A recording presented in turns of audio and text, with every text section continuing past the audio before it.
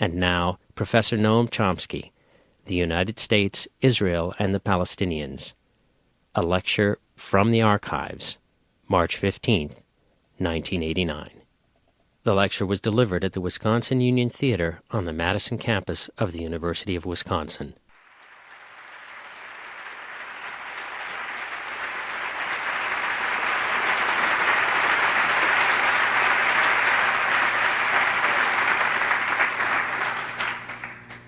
Somebody was kind enough to leave me some reading material. Thanks, whoever it was.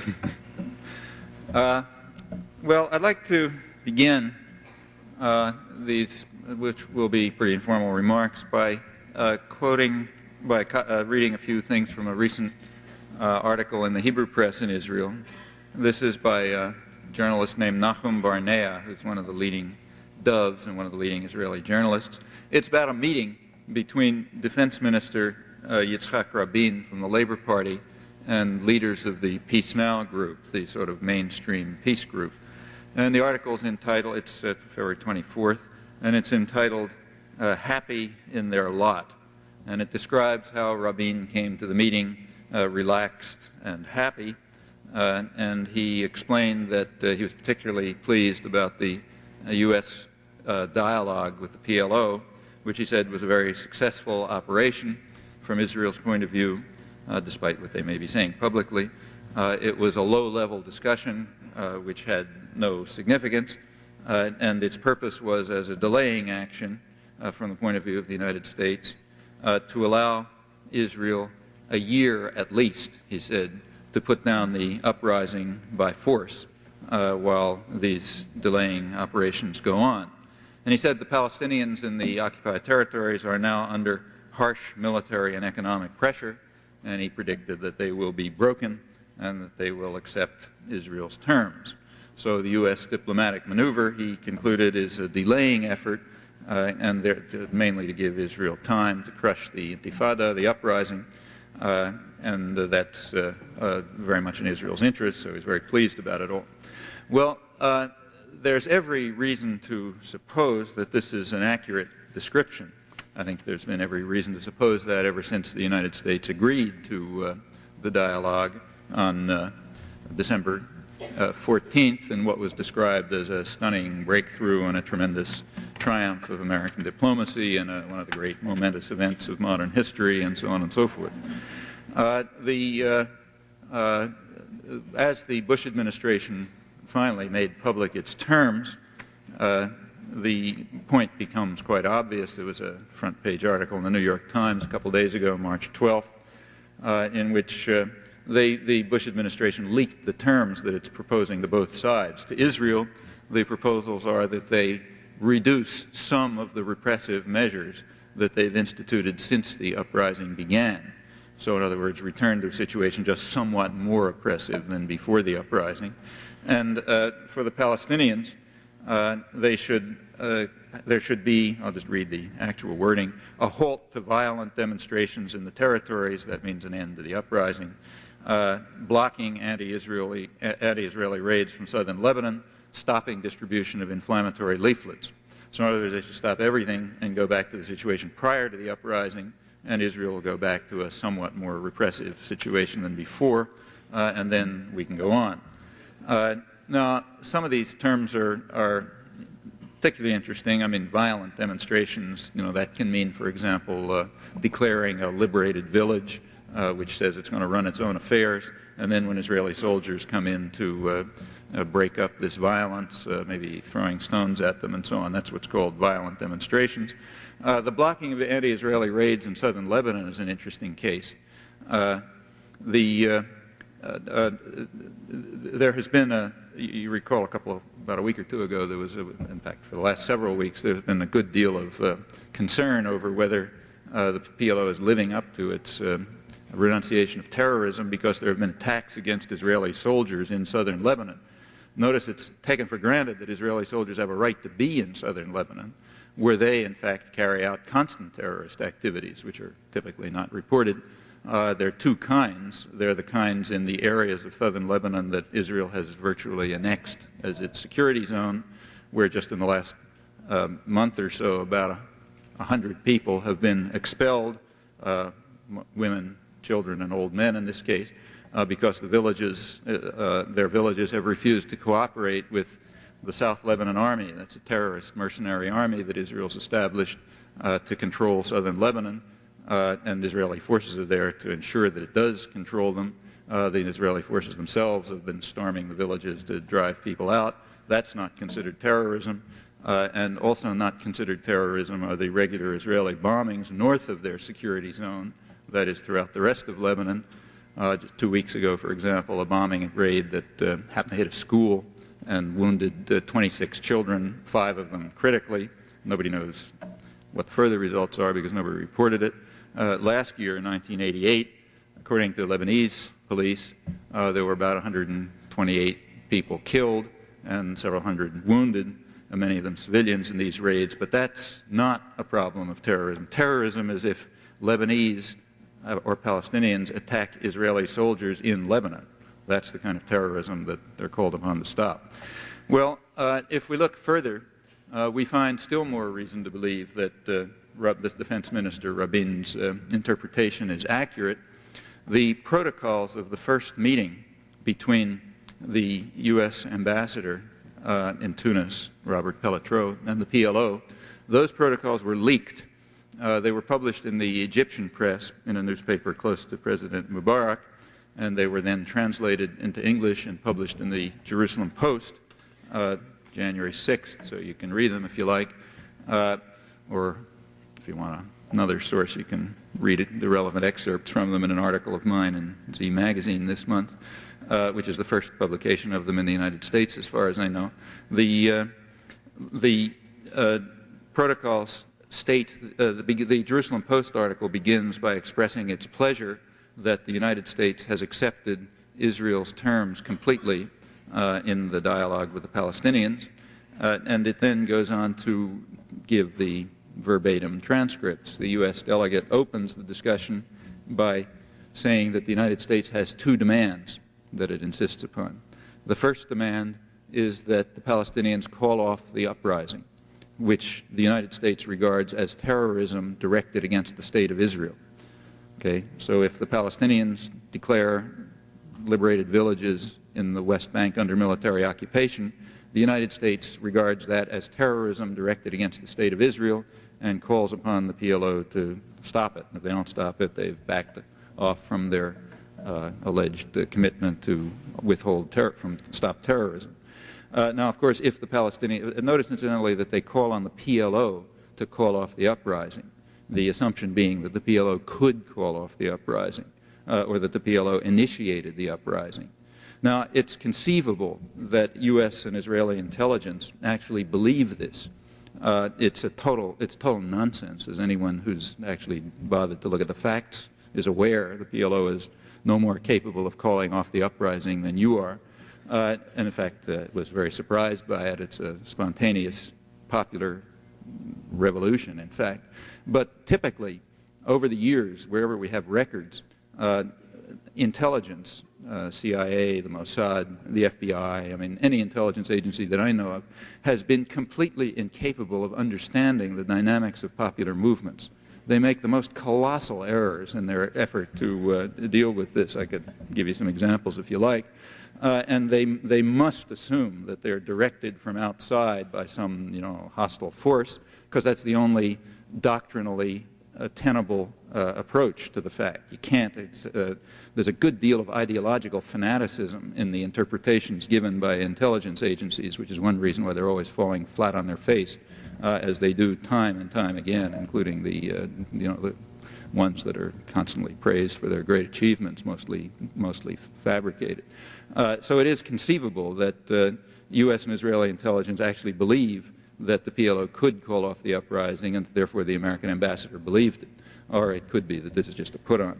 In any event, if the Palestinians were to call off the uprising, the situation would return to the prior status quo, when the United States was quite prepared to continue supporting the quite harsh and oppressive and brutal military regime, and to pay for it, and to pay for Israeli settlements, and to block a political settlement, and so on. That is, we would simply return to the status quo ante.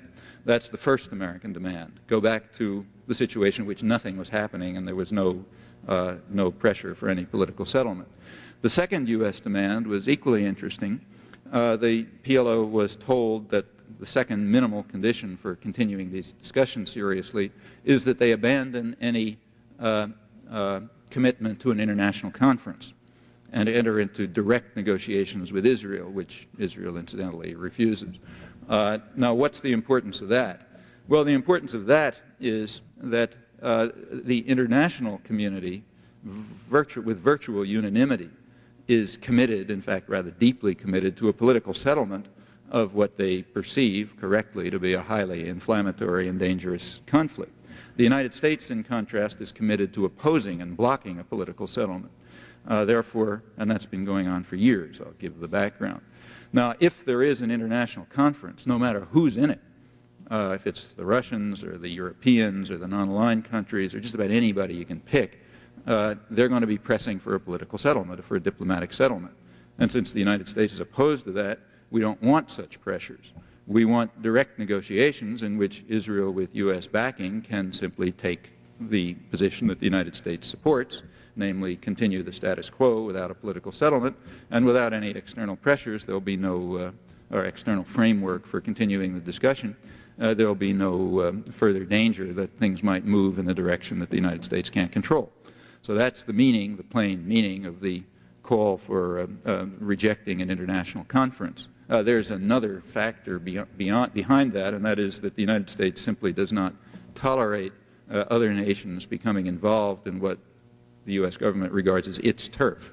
And the Middle East is its turf and has been for a long time, so others should keep their fingers out of it, hence no international conference. It's for similar reasons that the United States strongly opposed and succeeded in undermining the Contadora negotiations in Latin America, where the Latin American democracies tried to involve themselves in a political settlement in Central America and so on. Well, those are the two U.S. demands. One, call off the uprising so we go back to the prior status quo when nothing was happening, and the United States, meaning you and me, the taxpayers, continued to support the repression, the expansion, the continued integration of the territories into Israel and so on. That's demand number one. And demand number two is no international conference, that is, no international pressures for a diplomatic settlement, that is, continue to block progress. Well, those are the U.S. positions, and that explains why Yitzhak Rabin, the Labor Defense Minister, is so pleased and so satisfied with his lot and so tranquil about the fact that the United States is carrying on this dialogue, this delaying action to give Israel another year to crush the uprising by force, which he thinks will succeed. Well, if you look at the background for all of this, at the background developments, I think these current activities and processes fall into place and become quite intelligible. You recall that the great diplomatic breakthrough, the great diplomatic success that the press hailed all over the front pages took place on December 14th, 1988. And that was the time when Yasser Arafat was supposed to have said the magic words that the United States was demanding that he say all along, but he had always refused. And he had repeated the George Shultz appeared on television, and his lugubrious voice explained that Arafat had finally dropped his ambiguity and had repeated the words that the United States had written out for him, and therefore we were willing to enter into negotiations. Tremendous diplomatic breakthrough. The fact of the matter, as anyone who took 5 minutes could have discovered, are that Arafat's statements at the press conference in question were as remote from the U.S. demands as they had always been. In fact, Arafat's statements were precisely distinct from the U.S. demands in crucial respects and were identical to the positions that he'd been taking for the past 13 years. Now, that would have taken about 5 minutes to figure out, but you won't find that mentioned anywhere. The press, universally, to my knowledge, repeated that Arafat had capitulated, accepted the U.S. demands, and now we could have a dialogue with him. I'll come back to what the significance of that fact is, but let me put it in a little bit of historical context, and then I'll clarify what I mean by what I just said. As I say, it'll take you 5 minutes of research to figure it out. You just have to look at the texts that were published in the New York Times, and you will see immediately that it's true.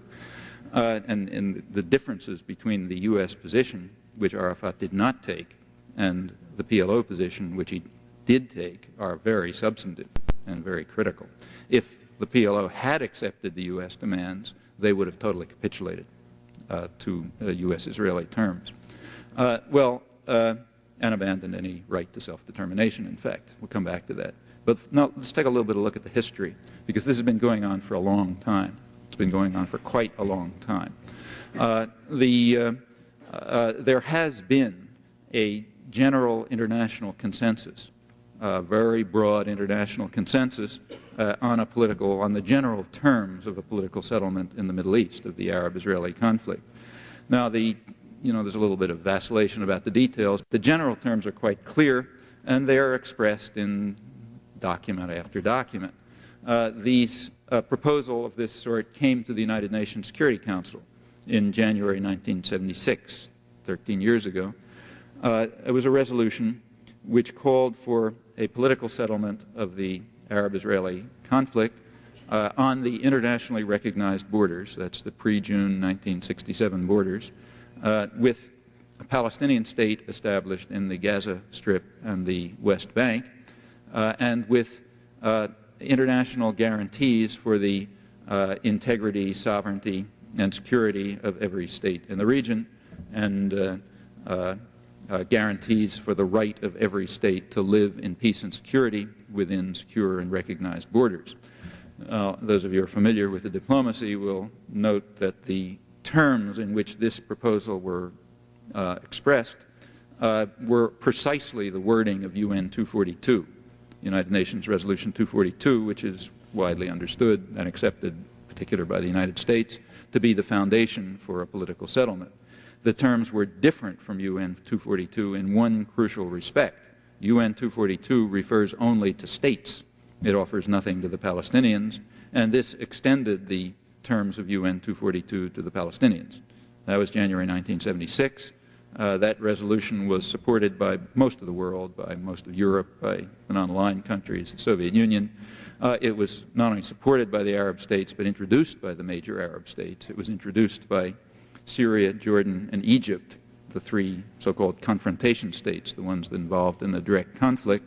It was supported publicly by the PLO, and in fact, according to Israel's delegate, Chaim Herzog, who's now president, it was actually prepared by the PLO. So here you have a very broad support for a political settlement, and that has it was vetoed by the United States. The resolution was vetoed by the United States, and that terminated it.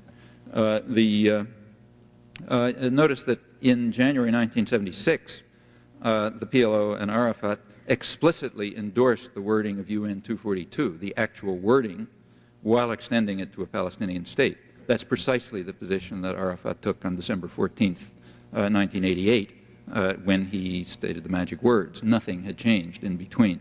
Same is true of the other points. The United States vetoed it at that time, and it's trying to block it now.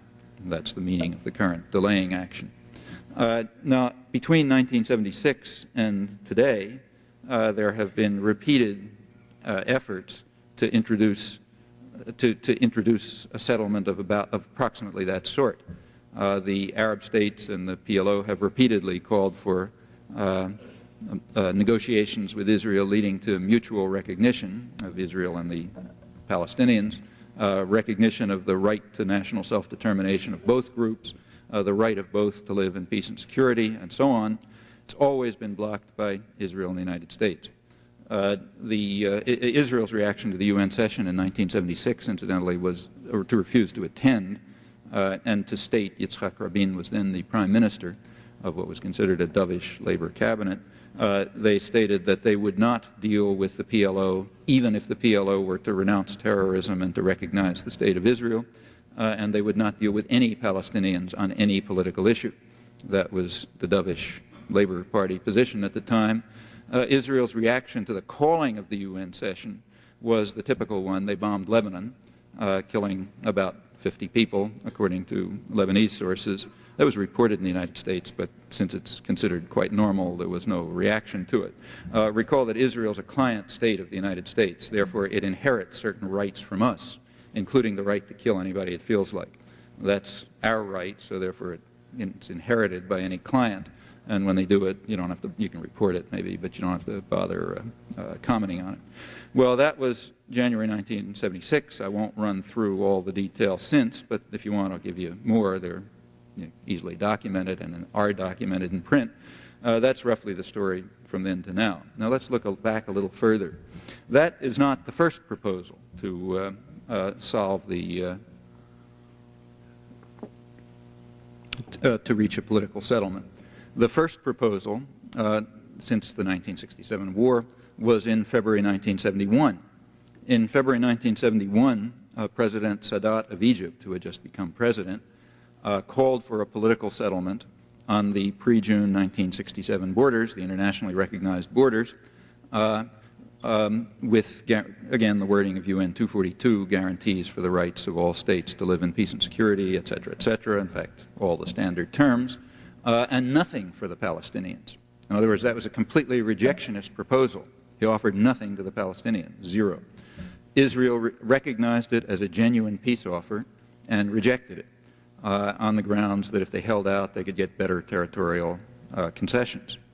Now, the United States backed Israel in that rejection, even though Sadat's proposal was framed in virtually the same terms. It was virtually identical with official United States government policy.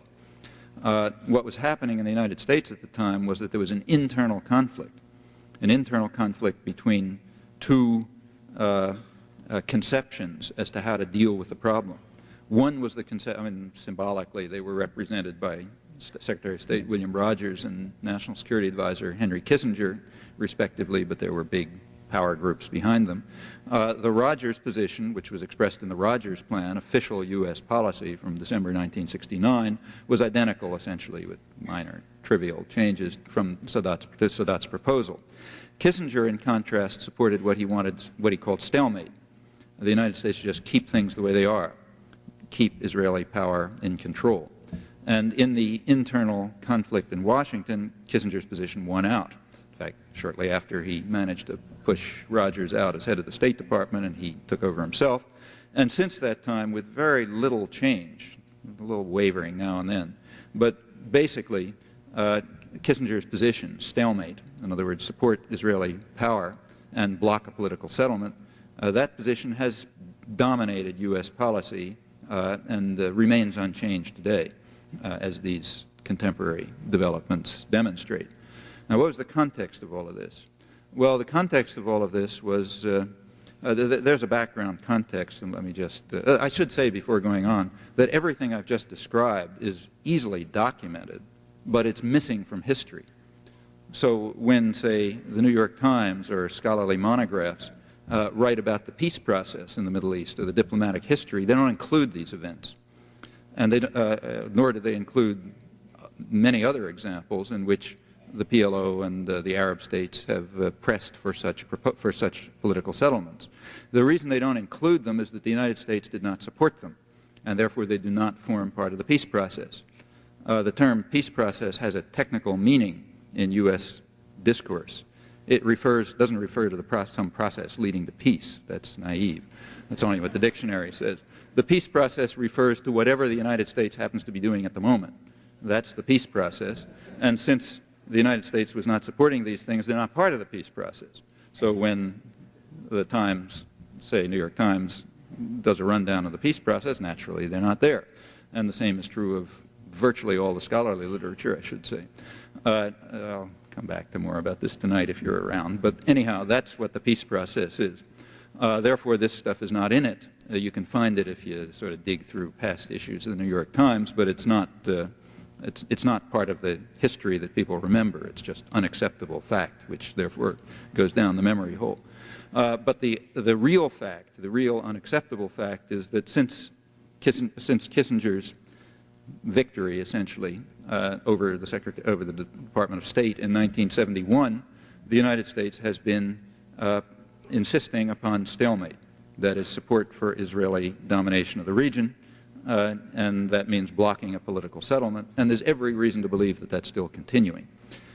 Now, let's look a little more closely at first at the background, further background, and then at the details. Why this position? It's not just an irrational position. It has a logic behind it. You could argue that the logic is wrong, but you can't argue that there's no logic there. There is a logic there. The logic lies in the general U.S. geopolitical concern for the region. The United States has no particular concern for Israel. If Israel stopped being useful for U.S. purposes, it would go down the drain immediately. No moral concerns and no concerns for the greatest democracy in the Middle East and so on. All of that's there to justify policies taken on other grounds. People who think otherwise are going to be due for a rude surprise when U.S. policy finally does change, as it's likely to do. The concern of the United States in the region is basically oil. It was recognized since the 1940s that the Arabian Peninsula is the major source of energy, cheap, easily accessible energy for the next several generations, and that whoever controls that oil will basically dominate the world, meaning dominate, and if the United States controls it, it will have extensive power over its major enemies in the world, which are Western Europe and Japan. The Soviet Union is a rhetorical enemy, but Western Europe and Japan are real enemies because it was recognized already then, are potential rivals. By now they're quite real rivals, not potential ones anymore. And control over oil, control over their energy resources gives the United States veto power, as George Kennan put it years ago, in case they get out of line. I happen to be referring specifically to Japan, but the same is true of Europe. So the United States, which did not need the oil for itself at that time, and in fact still doesn't really, the United States and the Western Hemisphere, totally controlled by the United States, was the major oil producer, more than half the oil in the world until 1968. But the United States needed control over the oil as part of the mechanism for controlling the contours of the general global order that it intended to dominate. And that was taken very seriously. The oil of the Middle East was described by the State Department back in 1944 as a stupendous material resource and the greatest strategic prize in world history. And that characterization continues for many years, and in fact still does. When the declassified documents emerge about today, 30 years from now, I don't doubt that you'll find similar comments. Now, how do you control the oil? Well, what threat is there to it? The same threat that there is to U.S. access to resources everywhere in the world. If you study U.S. foreign policy seriously, that is, you look at the actual documentary record of top-level planning, you discover a constant strain. The United States must be opposed to what are called nationalistic regimes.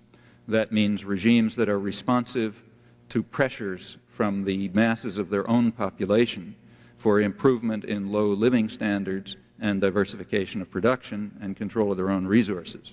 Those are essentially quotes from document after document after document. Now, these regimes are what are sometimes called ultra-nationalist, or another term for them is radical nationalist. Now, radical here has nothing to do with politics. They can be ultra-right regimes run by some, military dictatorship. They're still radical nationalists if they're responsive to to domestic concerns, instead of being responsive to the overriding rights of U.S. investors. That's what counts. And if they don't meet that condition, they're radical regimes, or they're ultra-nationalists, or they're a threat, and they have to be overcome, either by military force or some other means. So you have to stop radical nationalism, nationalist regimes which try to carry out development for domestic needs instead of for the transcendent needs of U.S. investors. And in the Middle East, they were also concerned about radical nationalism, radical Arab nationalism. Now, what do you do about it? Well, running through the record, you find that at first the United States was not entirely clear about what to do about it. There was a debate. When General Nasser took over in Egypt in 1952, 53, around then, it was thought there was a split among U.S. policymakers. Some thought that he could be our boy in the Middle East, that is, that he could be the U.S. agent in the Middle East. And there was support for Nasser in the early period. But within a couple of years, it became clear that he was one of those radical nationalists, that he was an independent nationalist force. He sort of headed up the non-aligned movement, and in general, he was making waves. He was stimulating independent nationalist forces in the Arab world, and therefore he had to be stopped. That was obvious by the mid-50s. In 1958, the National Security Council, so that's the highest level of planning, produced a memorandum which stated that in the context of U.S. opposition to radical Arab nationalism, a rational policy would be support for Israel as the only reliable pro-U.S. force in the region. Now, that's the first recognition that I have been able to discover of what is now called the strategic asset thesis, the idea that Israel is a strategic asset which can serve U.S. needs. And the primary needs are to control and bar radical Arab nationalism, independent nationalist forces, which might ultimately threaten U.S. domination of the oil-producing regions. And this goes on. In the 1960s, these concerns intensified as there was a conflict, in fact, an actual war between Saudi Arabia and Egypt. Saudi Arabia is what we really worry about. That's where most of the oil is. And as long as that oil is under the control of Saudi Arabian elites, nobody cares, because Saudi Arabian elites are regarded as sort of honorary Americans, like the South Africans. South Africans regard the Japanese as honorary whites. We regard the Saudi Arabian elites as honorary Americans. They went to Harvard Business School. They do what we tell them, and they'll run things in our interest. It's the radical nationalists we're worried about, the ones who aren't honorary Americans. There was a conflict between Saudi Arabia and Egypt, reaching the level of actual war in the early 60s, and that was considered very dangerous because support for radical Arab nationalism in Saudi Arabia and the Gulf Principates and so on, that could be dangerous to the major sources of oil, meaning they might fall under domestic control. In 1967, Israel, in fact, was regarded at the time by U.S. intelligence as a barrier to radical nationalist pressures against the Arabian Peninsula, against Saudi Arabia. Well, all of that came to a head in 1967. In 1967, Israel, with extensive U.S. backing, public U.S. backing, maybe actual more than just backing, but at least public U.S. backing, won a major military victory. It smashed the major Arab force, Egypt, also Syria, conquered the Sinai, the Syrian Golan Heights, the West Bank, expelled a couple 100,000 people, and implanted itself in this region as a kind of a regional superpower. Now, that was considered a big victory in the United States. There was a lot of applause. The reason was that, whatever the population may have felt, the reason among planners was that this broke the back of radical Arab nationalism. It terminated the radical nationalist threat to Saudi Arabia, so it was assumed. And Israel won a lot of points on that. It's at that point that the close U.S.-Israeli alliance begins. We're now getting up to 1970 and 71. By 1971, when Sadat made his proposal, other things were happening in the world as well. The United States at that time was beginning to suffer the serious costs of the Vietnam War. The Vietnam War changed power relations. It was extremely costly to the United States, and it was very beneficial to the rivals of the United States. Canada, Europe, and Japan were enriching themselves on the destruction of Indochina as offshore producers of war materials and so on. And that really shifted the balance considerably between the United States and its main rivals, and something had to be done about it. In fact, lots of things were done. But one thing that was done was to change the conception of how you run the world. What was introduced at that time was what was called the Nixon Doctrine, about 1970-71. Now, the Nixon Doctrine was based on a recognition of the reality that the United States could not police the entire world itself, just didn't have the capacity to do that anymore. And therefore, we had to have what the Secretary of Defense called local cops on the beat, local gendarmes who would run particular areas for us, with police headquarters, of course, in Washington. The way Henry Kissinger put it, in a little more academic terms, he said other powers will have regional responsibilities which they will carry out within the overall framework of order managed by the United States. So that's a kind of a derogation of authority. You got these regional authorities there, the local cops, and they sort of run their own affairs.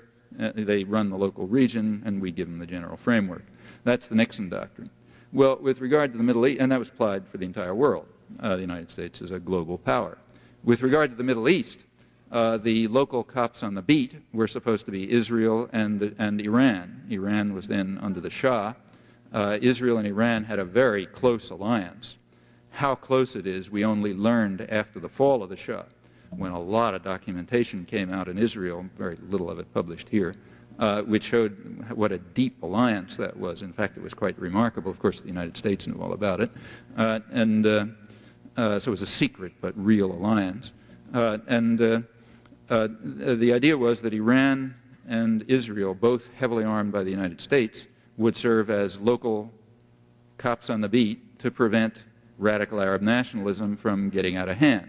Now, that point of view was expressed quite openly by the leading U.S. government specialists on the area, Senator Henry Jackson in particular, who was the leading Senate expert on oil in the Middle East, pointed out that Iran, Israel, and Saudi Arabia, that's basically where the oil is, Iran, Israel, and Saudi Arabia have served to inhibit and contain those irresponsible and radical elements in certain Arab states who, were they free to do so, would pose a grave threat indeed to our principal sources of petroleum. The Saudis understand that Israel and Iran play a vital stabilizing role. The reason he added that last sentence is that theoretically Saudi Arabia was at war with Israel and was at war with Iran. There was a war with Iran over the Iranian occupation of Arab islands in the Gulf, and theoretically they were at war with Israel. But Henry Jackson was pointing out to the sophisticated that that war was just for show.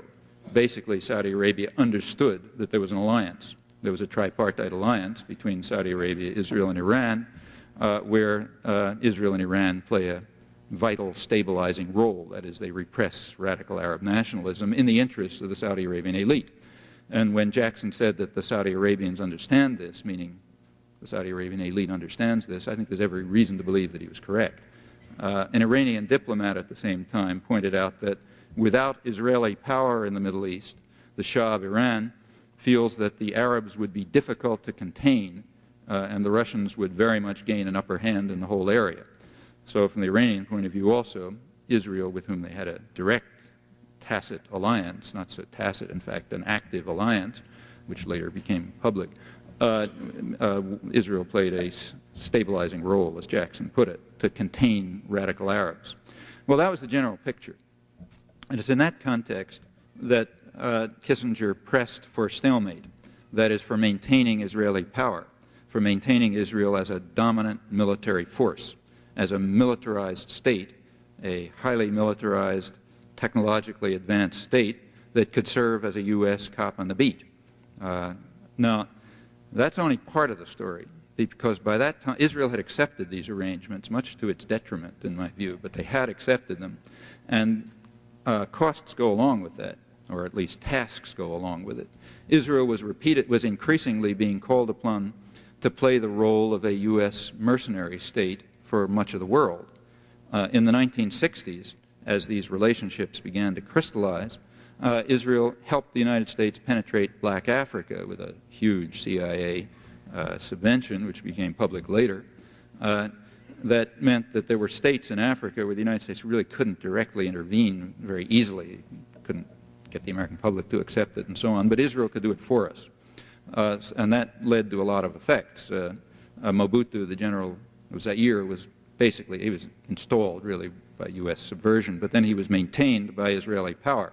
They trained his guard, they armed him, and so on. Idi Amin, who the United States and Britain originally backed in Uganda, was placed in power partially with Israeli support and maintained that way.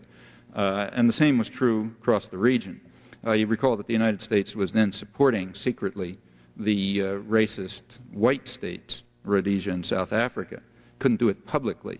Now, there was a United Nations embargo against sending oil to Rhodesia, but the United States was able to get around it by having Israel send the oil to Rhodesia, as the Department of Commerce later conceded. And in general, the establishment of pro-U.S. often very brutal military states in Africa proceeded with Israeli help. They were the mercenaries who carried it out.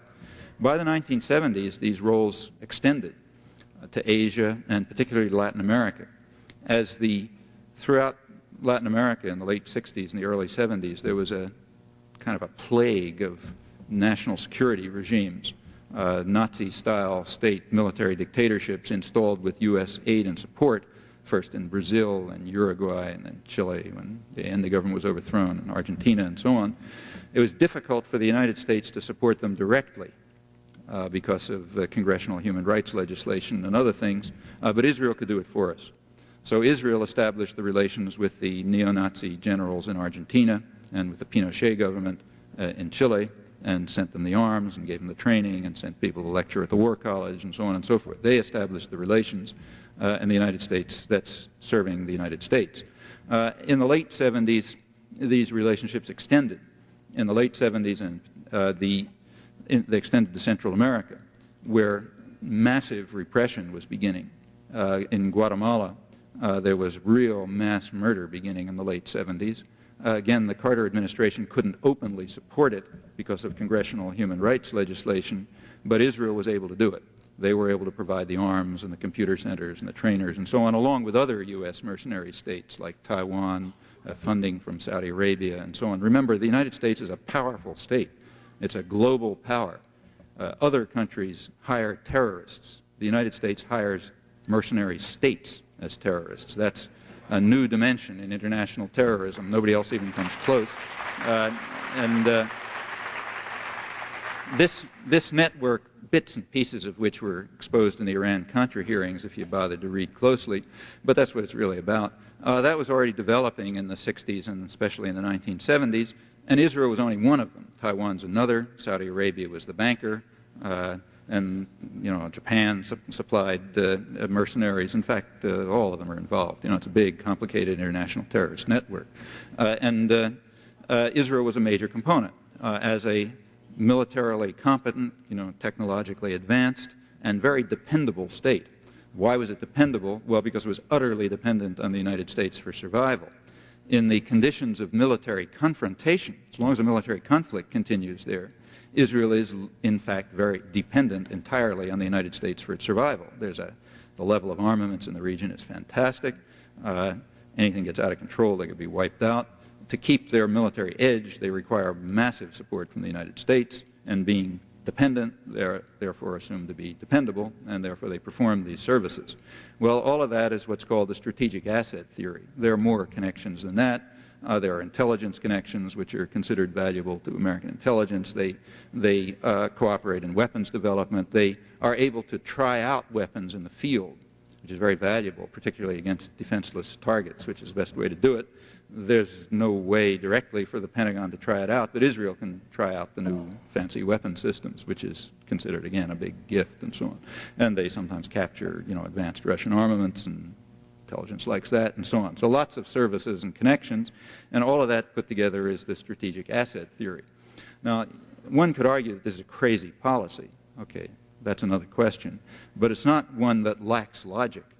That's what's important, and it has been the one that's dominated. As to why it's dominated, you probably have to look at the domestic American political scene and all sorts of other things, but the fact that it's dominated is a fact, and that's for our purposes here. It's enough to point that out. And for this reason, the United States has been blocking any political settlement, because a political settlement would terminate these arrangements. In a political settlement, Israel would simply be absorbed into the region as its technologically and industrially most advanced component, but instead of being a kind of a Prussia or a Sparta on call for services, it would be a kind of a Switzerland or a Luxembourg, and that's essentially no use for the purposes of serving as a regional gendarme or a global mercenary. In 1979, the Shah of Iran was overthrown in a popular revolution, and that meant that one of the two components of this tripartite alliance was gone.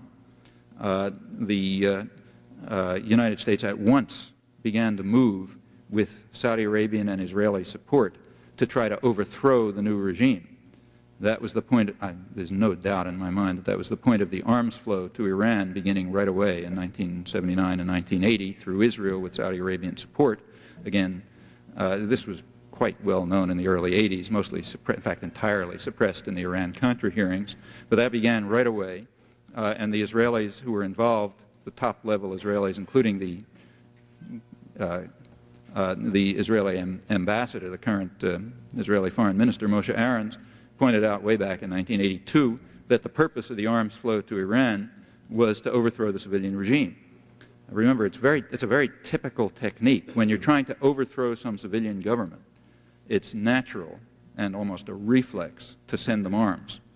That's what you do all the time. I mean, and it makes perfect sense. How do you overthrow a civilian regime? Well, you make contacts with the domestic military, and they'll overthrow the regime for you. But to make contacts with the military, you have to have contacts, training, arms sales, that sort of thing. So it's typical, over and over again, to overthrow. If you want to overthrow a civilian regime, you arm them. The United States, as everybody knows, was trying to overthrow the Allende regime in Chile, and throughout that whole period, it was sending Chile arms, and it worked. And we were rewarded by the Pinochet coup. Same thing was done in Indonesia and Brazil. I mean, it's standard. And it's pretty clear that immediately after the overthrow of the Shah, this operation began again in Iran, and the end pieces of it were misleadingly described in the Iran-Contra hearings. But it began really in the early 80s. It was quite obvious already by then. There was plenty of evidence for it. And the fact that Israel and Iran and Saudi Arabia were involved in all of this, as was exposed in the Iran-Contra hearings, is not in the least surprising. In fact, that should have been precisely anticipated, because it's simply an attempt to reconstruct the tripartite alliance that was the basis for U.S. power in the region. Well, that Iranian part didn't succeed, but although the whole thing is still going on, incidentally, that's part of the maneuverings today. But after the Shah fell, Israel's role as a strategic asset became more important, because it was the last gendarme. And in fact, U.S. aid to Israel shot up at that time, 79, 1980, around then, from 79 to 1982, U.S. aid to Israel, even official aid, you look at the whole story, it's more, but the official aid reached about 50% of total U.S. aid in the world. That's a lot for a small country. And it reflects the significance of maintaining U.S. dominance over that strategically critical region. Well, that's the logic of the U.S. opposition to a political settlement over many years. I think it's the logic of the current rejection of a political settlement, which the U.S. is still engaged in. After the Shah fell, Israel's role as a strategic asset became more important, because it was the last gendarme. And in fact, U.S. aid to Israel shot up at that time, 79, 1980, around then, from 79 to 1982, U.S. aid to Israel, even official aid, you look at the whole story, it's more, but the official aid reached about 50% of total U.S. aid in the world. That's a lot for a small country. And it reflects the significance of maintaining U.S. dominance over that strategically critical region. Well, that's the logic of the U.S. opposition to a political settlement over many years. I think it's the logic of the current rejection of a political settlement, which the U.S. is still engaged in. Now, why has the last comment, why has the U.S. modified its position with regard to dealing with the Palestinians, even though the Palestinians haven't changed their position at all? Well, that's an interesting question, and we can get some insight into it by looking at earlier events. So let's go back to the relations with Sadat of Egypt. Everyone who reads the American press or journals or books and so on knows that Sadat is the one good Arab. All Arabs are bad, but Sadat is the one good one, which is why he was killed, because the Arabs always kill the good guy. Now, why was Sadat the good Arab? Well, the official story is that although Sadat was originally a bad Arab, like all the rest, that is, all he wanted to do was kill Jews, and like all Arabs do, in 1973, he tried, in the October War, tried to kill all the Jews, and it didn't work. And then, after that, under the kindly tutelage of Henry Kissinger and Jimmy Carter, he became a man of peace, and he flew to Jerusalem in 1977, and he offered peace. And then, of course, in our magnanimity, we accepted peace, and then came the Camp David agreements, and Sadat was a man of peace. That's the official story. The actual truth is a little bit different. The actual truth is that Sadat made a peace offer in February 1971, which was more favorable to Israel than the one that he made in Jerusalem in 1977. Rather interesting point. In his February 1971 proposal, which Israel and the United States rejected, he offered nothing to the Palestinians. Zero. That's supposed to be what Israel wants. In 1977, when he came to Jerusalem, he insisted on a Palestinian state. Now, the reason for that is that the international consensus had changed. From about 67 up till mid-1970s, this general international consensus was rejectionist. It offered nothing to the Palestinians. It called for a settlement on the internationally recognized borders along the lines of UN 242 as understood throughout the world and along the lines of the Rogers Plan and Sadat's proposal. Nothing for the Palestinians, right? Just a return to the status quo. Jordan takes the West Bank, Egypt takes the Gaza Strip, and that's it. It's supposed to be what Israel and the United States want. Well, Israel and the United States rejected it. By the mid-70s, the terms of that consensus had shifted for all sorts of reasons indigenous to the area. It had shifted to include a Palestinian state, that is, a right of Palestinian self-determination. At that point, the Palestinians joined the consensus. Obviously, they didn't before, transparently. They had never agreed to their own lack of a right of self-determination.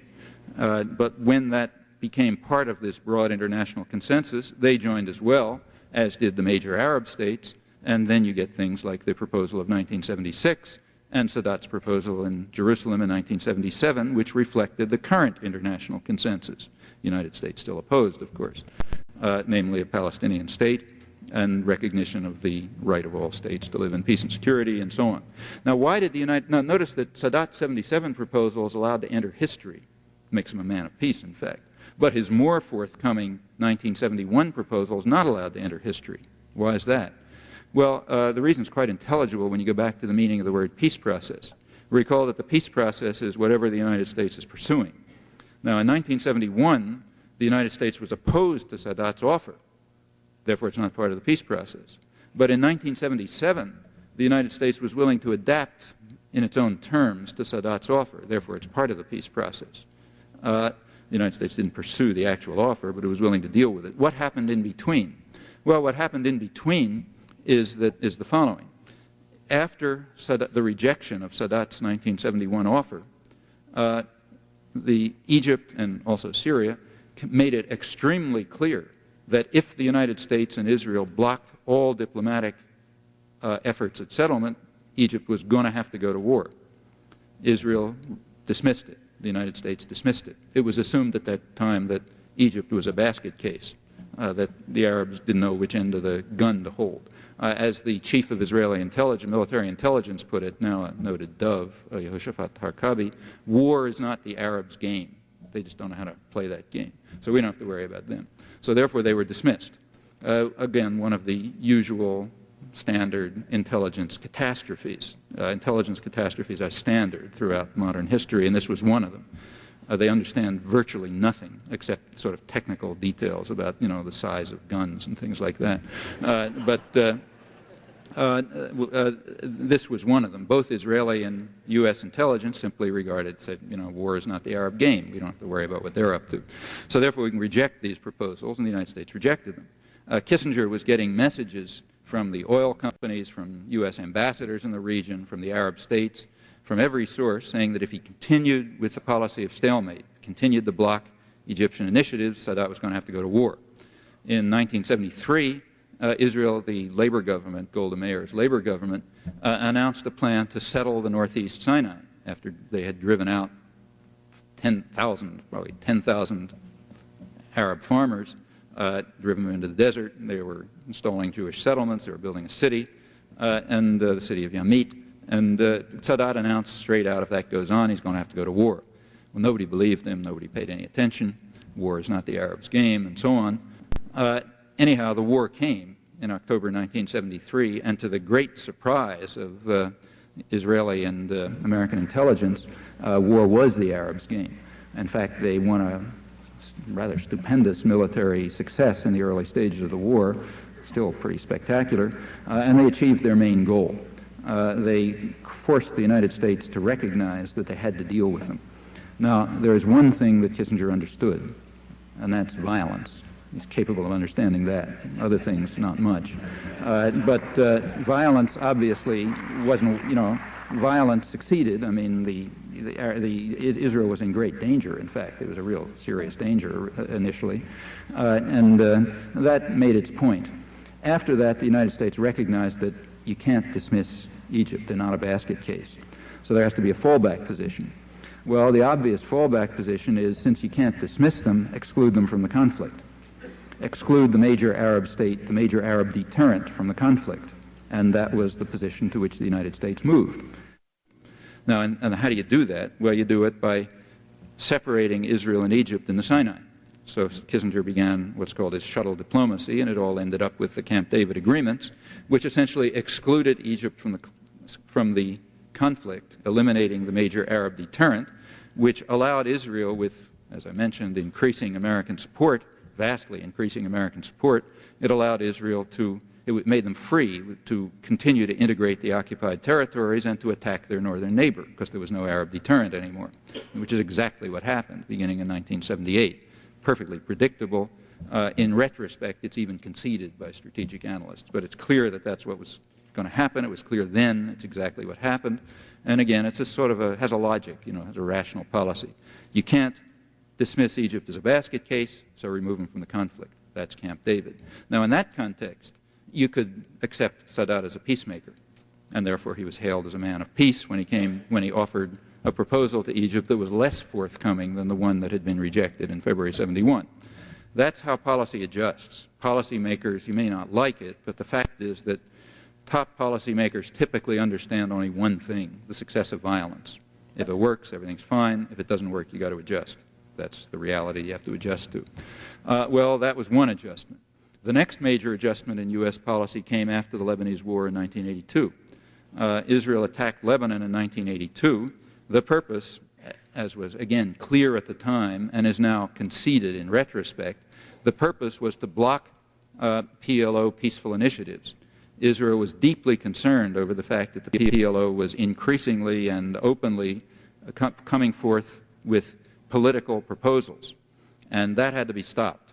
And the way to stop them is to destroy the social base of the PLO in Lebanon, to try to turn them back to terror. If they're back doing terrorist operations, that's fine, because that you can take care of. But it's the diplomatic initiatives that are a concern, because that might lead to political settlement that the United States and Israel are opposed to.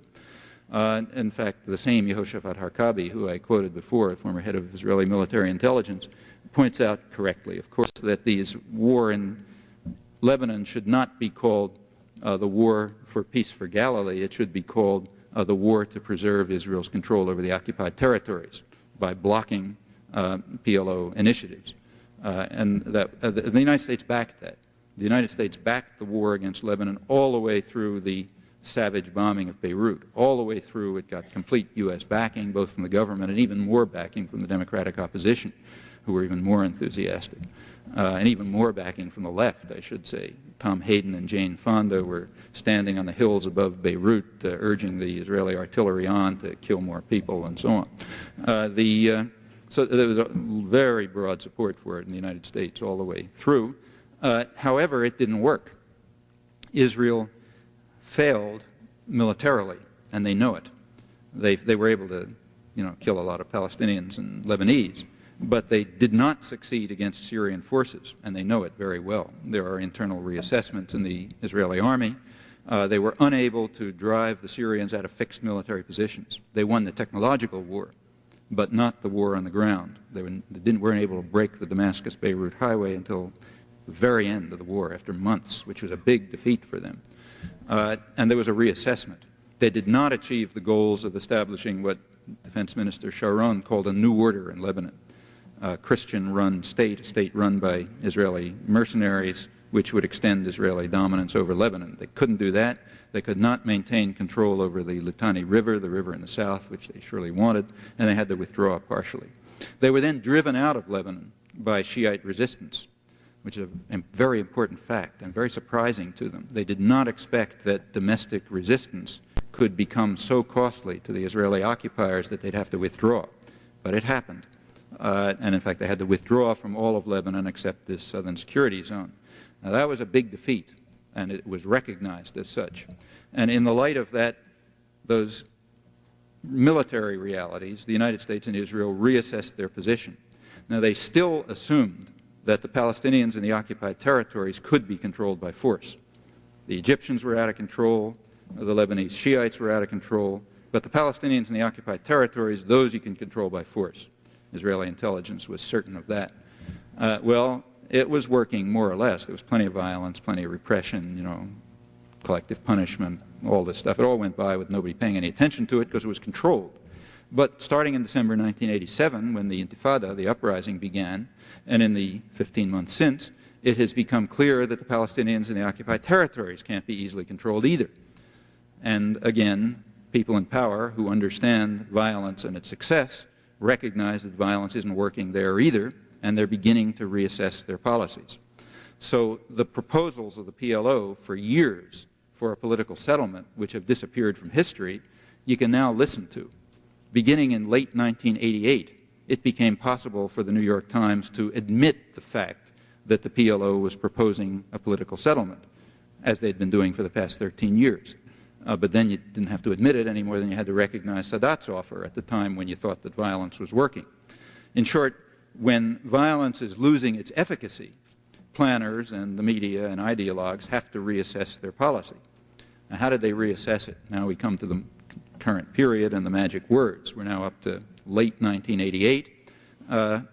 In November 1988, the Palestine National Council had a meeting in Algiers in which they declared an independent Palestinian state, which was new.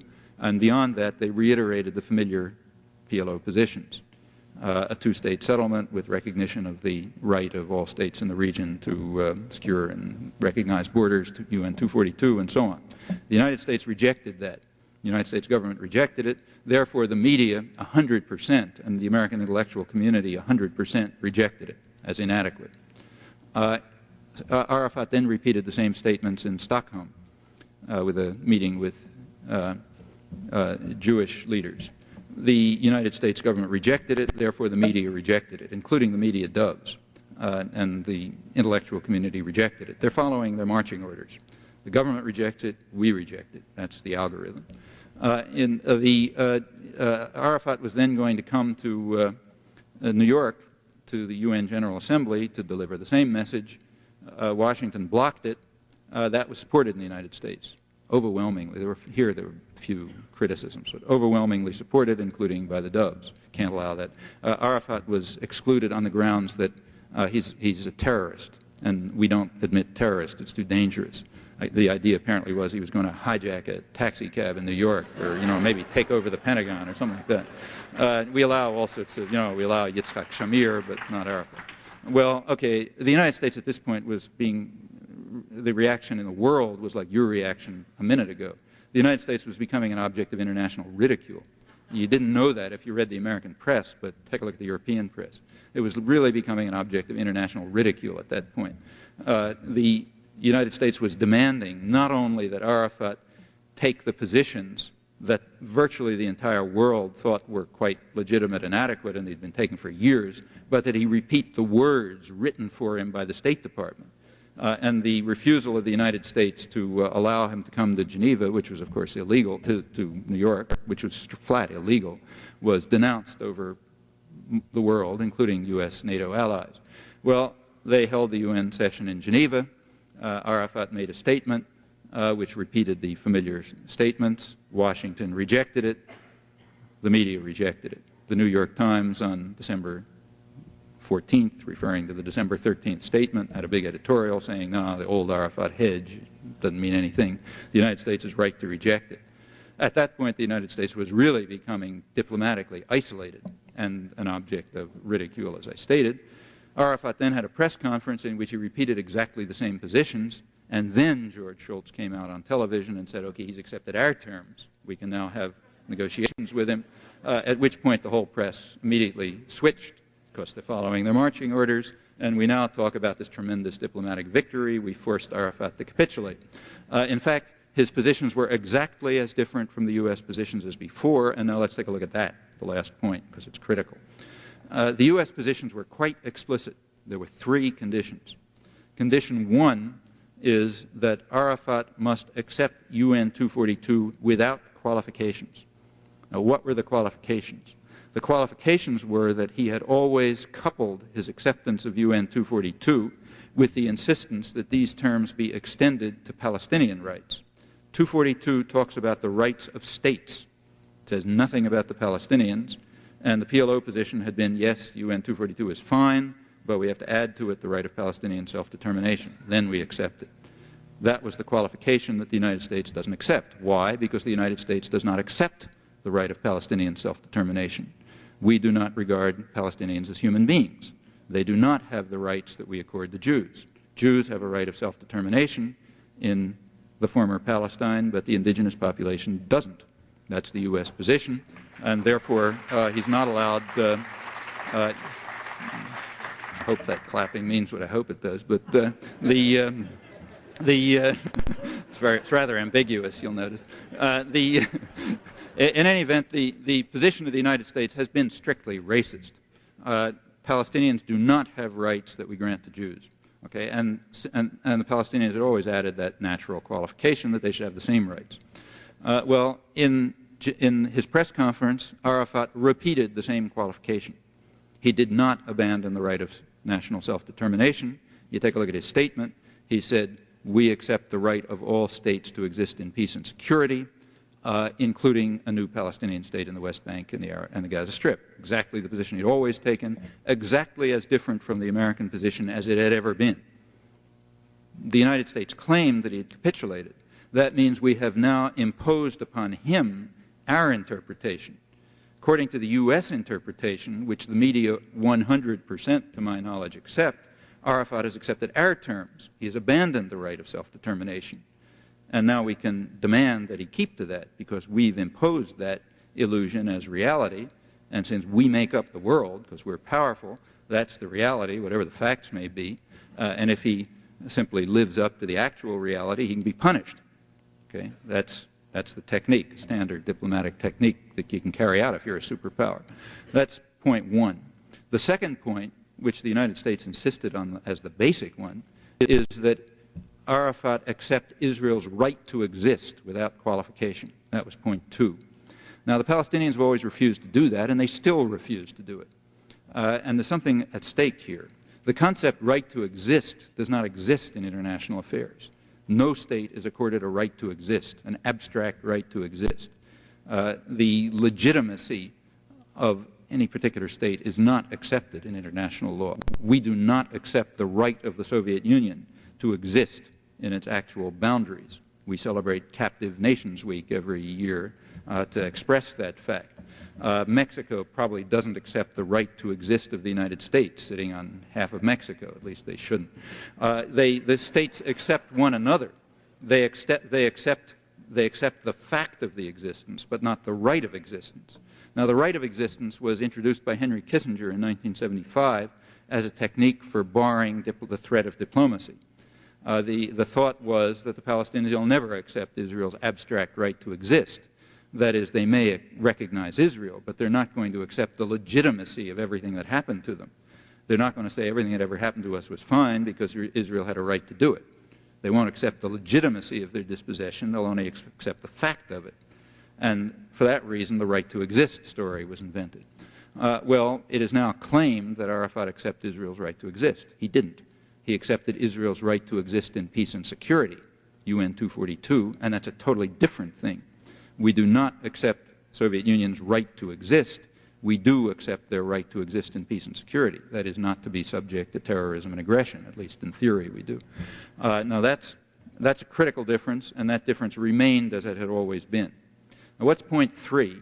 That's in many ways the most interesting of all. Point three was, the State Department condition was that Arafat reject terrorism without qualification. Okay? Now in all of the statements, PNC, the Palestinian National Council, meeting in November, Arafat's subsequent statements, Geneva, he had always added a qualification. And therefore, the American media described it as the old Arafat hedge. He's ambiguous.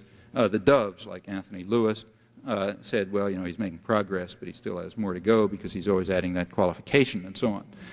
What was the qualification? Well, that's interesting. Here you see the utility of suppressing unwelcome facts. The qualification is this.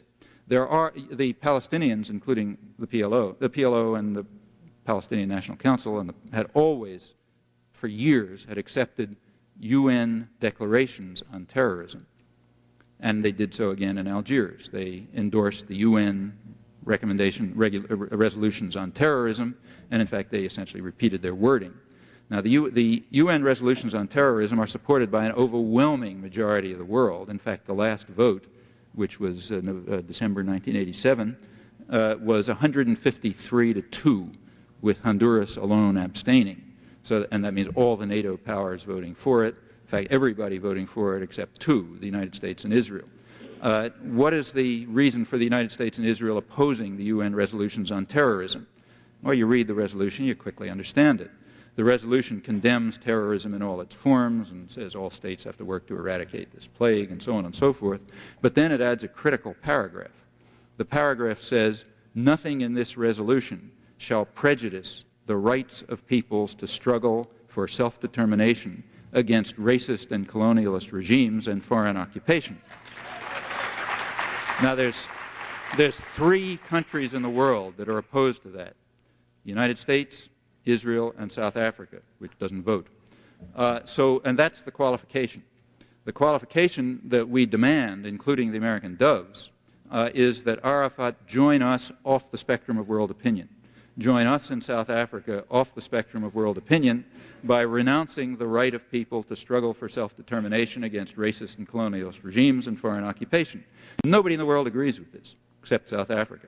But that's our position, and therefore that's the right position, because whatever the United States does is by definition right. You don't have to argue it. In fact, you don't even have to report it.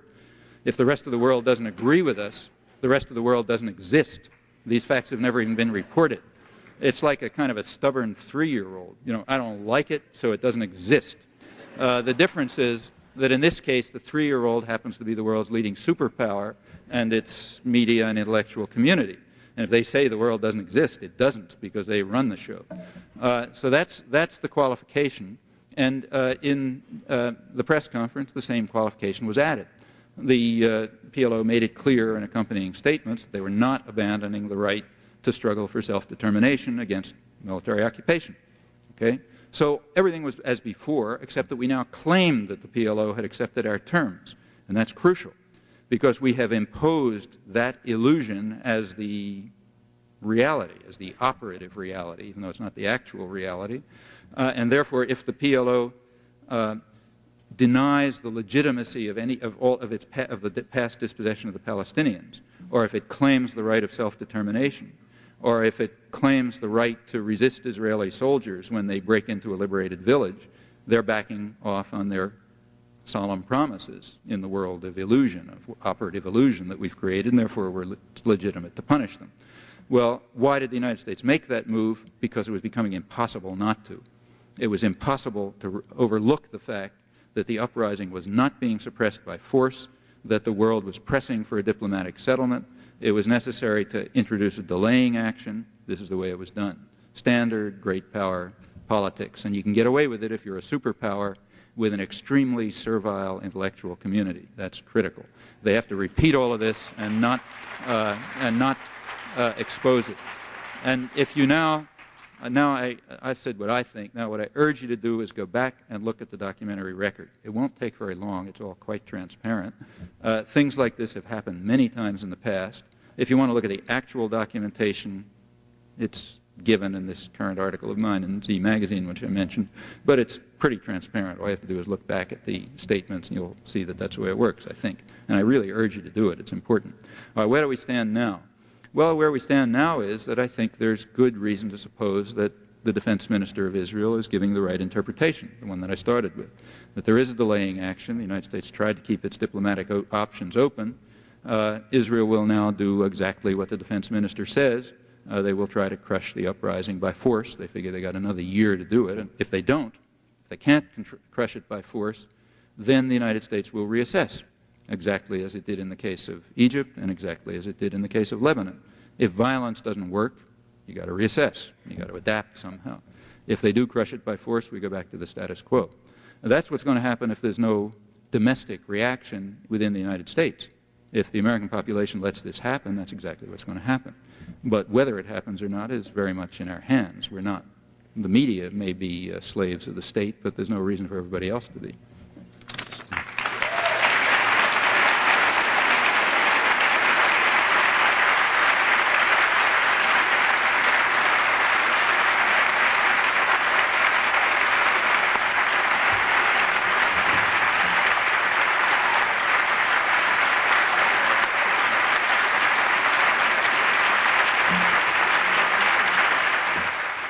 You've been watching The United States, Israel, and the Palestinians, a PDX Justice from the Archives lecture, delivered March 15, 1989.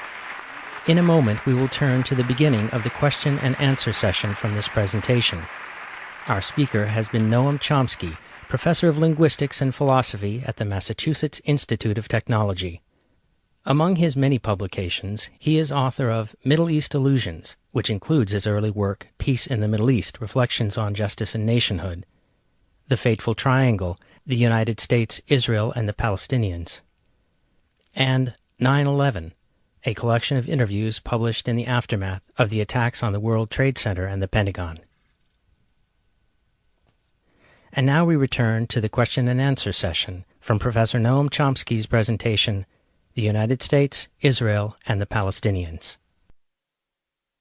It seems to me that you have presented a rather facile proposition that a political solution would be easily arrived at, and you mentioned what that solution was, except for bad fascist people in Washington.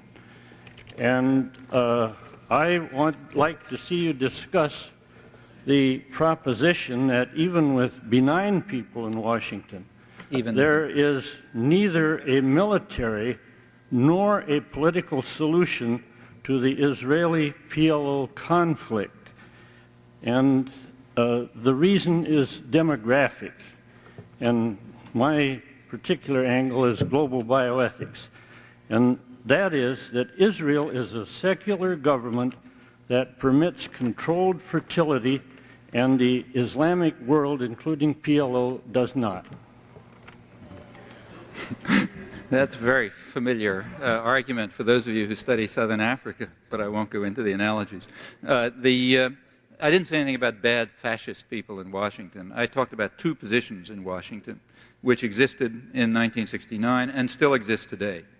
You take a look at, you go to the State Department, you talk to the ambassadors, the Foreign Service, you go to the oil companies, which are very influential in U.S. Middle Eastern policy. They have basically been pressing for a political settlement all along, and they've lost out in the internal conflict. There are all kinds of reasons for that. They're worth going into, but that's the way it still is today. Now, as to the question of fertility, I don't see what that has to do with a political settlement, to tell you the truth. In fact, there are two major groups in that. If you're interested in the facts, though I don't, let me state in advance that this has nothing to do with the issue.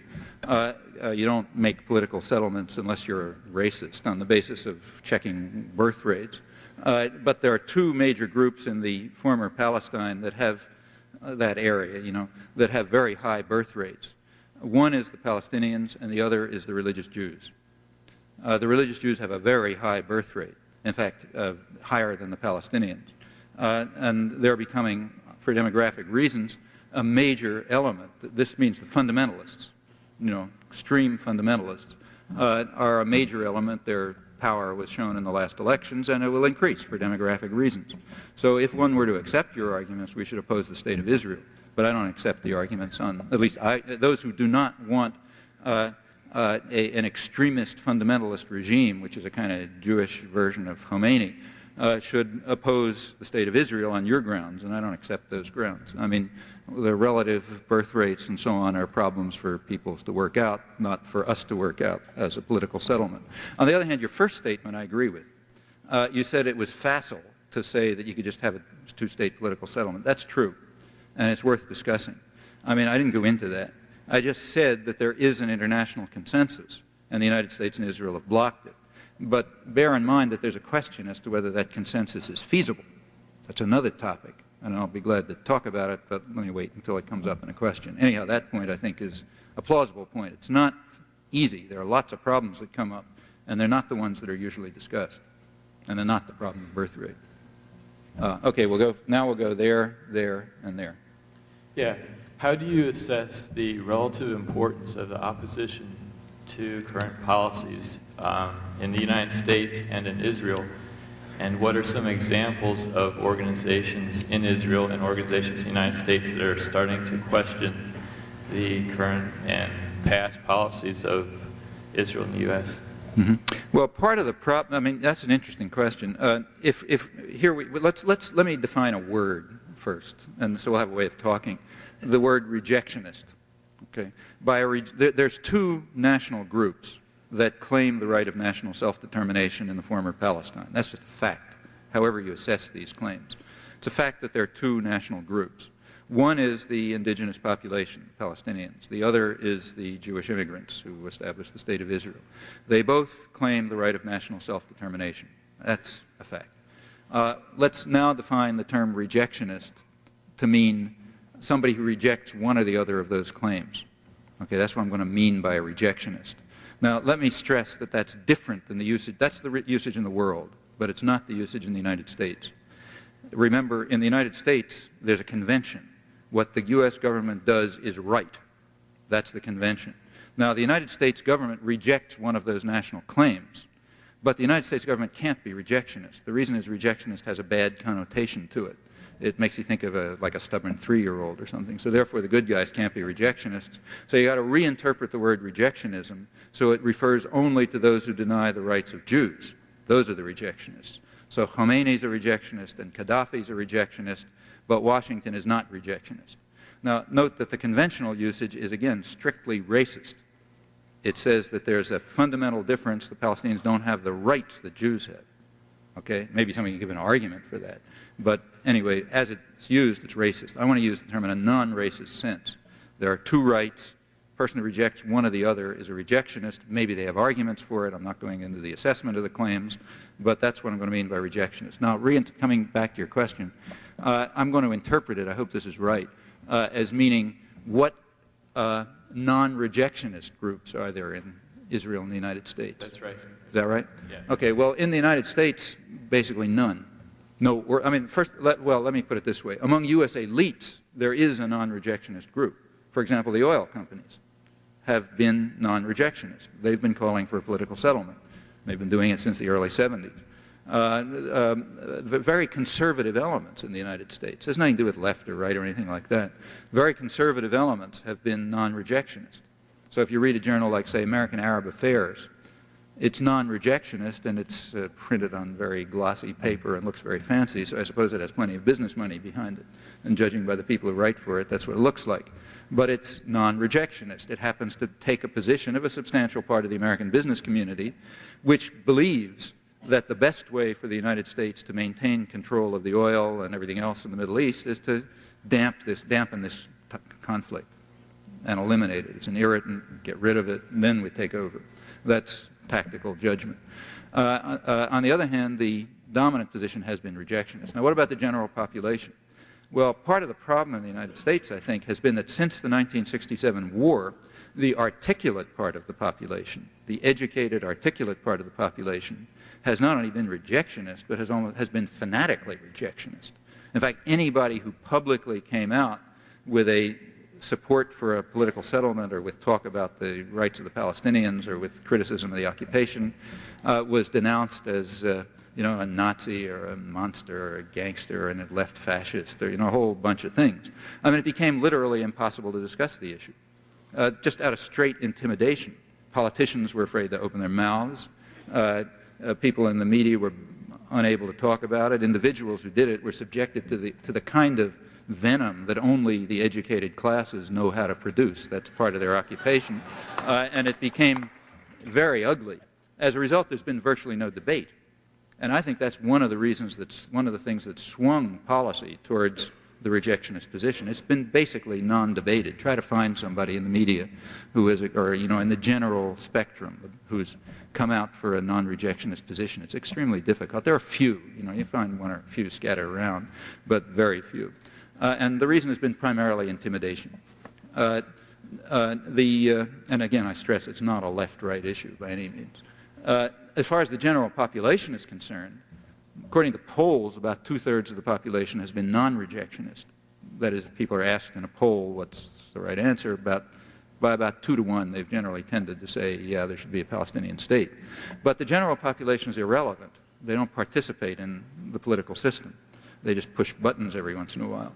And the politically active part of the population, basically the educated, articulate part, they have been extremely rejectionist. It's true of many segments: the Jewish community, the labor bureaucracy, the so-called neoconservatives. I mean, the active, organized liberals, the Christian fundamentalists. Many of them are very anti-Semitic, but they're also very pro-Israel. Those two things go along quite easily. Eichmann was a Zionist, for example, and it's been a very broad spectrum. So in the United States, unfortunately, there's been very little. It's been very little public, organized, articulate support for a political settlement, which is one reason why these things have happened. Now, what about in Israel? Well, there it's a complicated story, and we have many illusions about it. According to the standard version, which you read in the New York Times and so on, there's peace forces in Israel, but unfortunately there are no counterparts among the Arabs. Unfortunately, it's the opposite that's the case. The PLO has been non-rejectionist since the mid-'70s. Sometimes ambiguously, sometimes quite clearly. Now, that's not to say the PLO is a great organization. I don't think it is. I think you can accuse them of all sorts of things.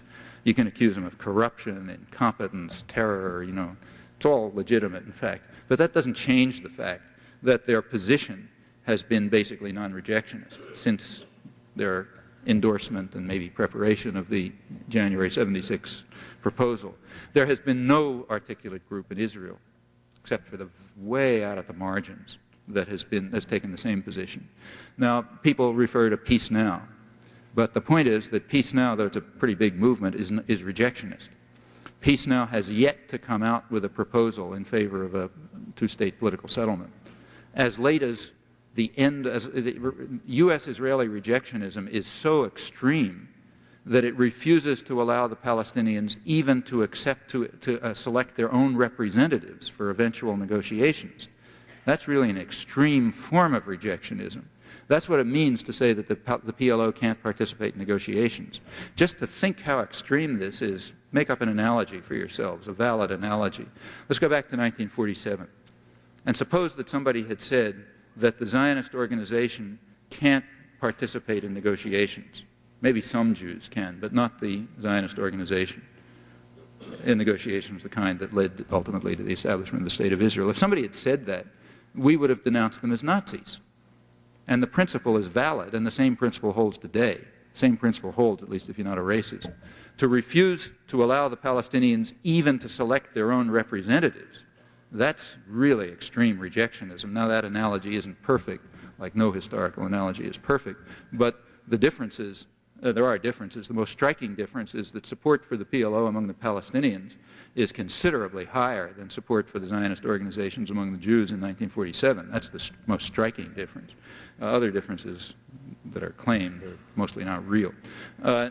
Now, until last November, Peace Now was an extreme rejectionist organization. Not only did it refuse to articulate a political settlement, it refused even to agree that the PLO could participate in negotiations. In late November, Peace Now, for the first time, said that Israel should negotiate with the PLO. That means the Palestinians can pick their own representatives. Now, that means they they abandoned the most extreme rejectionism. As of today, they don't go any further than that. Now, within the Israeli mainstream, as the Intifada has increased and as Israel's been unable to repress it, segments have moved and have recognized that this isn't going to work and that you've got to have a political settlement. So, for example, the same person I mentioned before, Yehoshaphat Harkabi, the former chief of military intelligence, who was a super hawk, has shifted positions on tactical grounds. He now says it's crazy. We've got to grant self-determination and independence in a separate state. And there's other shifts. A good deal of the military command apparently is in favor of this. And the reason is that they can see what's happening. When you train your army to break the bones of children, they're not going to be able to fight a war. In fact, there's, in the Jerusalem Post a couple of weeks ago, there's an article by one of the leading, it's in English so you can read it, by one of the leading Israeli military historians, a man named Martin von Crefeld, that teaches at the Hebrew University. And he says exactly that. He says, look, the Israeli military is going to collapse if it continues to be devoted to repressing the Palestinians. He said, if you want an analogy, you want to know what's going to happen, take a look at Argentina during the Falklands War. The Argentine army had been trained and directed to be a terrorist force to terrorize and murder its own population. When you're trained for that and you face a real army, you can't do it. And he said that's going to happen to Israel too, and Israel can't afford to lose its military edge, because if it does, it's going to be wiped out. Now, that kind of thinking also has led to a willingness to accept a political settlement, and there are other things. But it's pretty hard to find a group in Israel, an identifiable group that has as yet been willing to accept a political settlement. There are undoubtedly individuals by now, and you can begin to find groups, but they have not done it. I mean, there are some, like the Progressive List for Peace and the Communist Party. Those are two who have always accepted a political settlement, but they're pretty marginal. Like there are few members in the Knesset. So basically not much. And, I think they could develop. I think they could become significant, in fact, if the United States supported them. Remember, Israel is so dependent on the United States that it's just an incredible level of dependence. There's nothing else like it in the modern world. That unless some group in Israel gets political support here, it's not going to be credible in Israel. That means as long as the United States doesn't have an articulate, significant group pressing for a non-rejectionist political settlement, as long as that doesn't happen, it's very unlikely that such a group can develop with any credibility within Israel, simply because of the relations of dependencies. The real doves will tell you that, and I think they're right. But at the moment, not much. Could you connect up the United Nations? Could you connect up to the United Nations other resolution which condemned Zionism as racism, with a little bit of the history about what you just said about Eichmann being a Zionist, because Zionism includes within itself a double dose of anti-Semitism. From the beginning, it was both anti-Jewish in some ways, and of course anti-Arab. Well, there are two separate questions. First, the UN resolution on racism. In my view, that first of all, it was a totally cynical and hypocritical resolution. Whatever you think about the accuracy of it, the states that voted for it are, for the most part, much more racist than Israel is. So, to begin with, whatever you think about the statement of fact, it's just pure hypocrisy, and on those grounds alone should be dismissed as, contemptible. If you put that aside and look at the fact, it's also wrong, I think. Here we get into questions of fact, and on questions of fact people have disagreements. But in my view, at least, Zionism is not in itself racist. Now, if you look at the policies of the State of Israel, they are racist. But in fact, so are the policies of most states in the world. So there's a narrow point. The policies of the State of Israel, like most states, are racist. And in fact, they should be concerned about that, and so should we, since we support them. I'll give you examples if you like. But most states in the world are more racist, including the ones that voted for the resolution. And the idea that that's somehow inherent in Zionism, I don't think that's correct. I mean, I could explain why if you like, but I don't think it's correct. As for Eichmann, well, here we have to go back to what was going on in the 1930s. We're now talking about the pre-Holocaust period. Now, there's a lot of debates among historians about exactly when the Germans decided to institute the final solution. But it looks as though it was around 1940 or 41, roughly around then. There's a new book by Arno Mayer, a historian at Princeton, who claims that it was actually after the Battle of Stalingrad. Anyhow, it was right around then.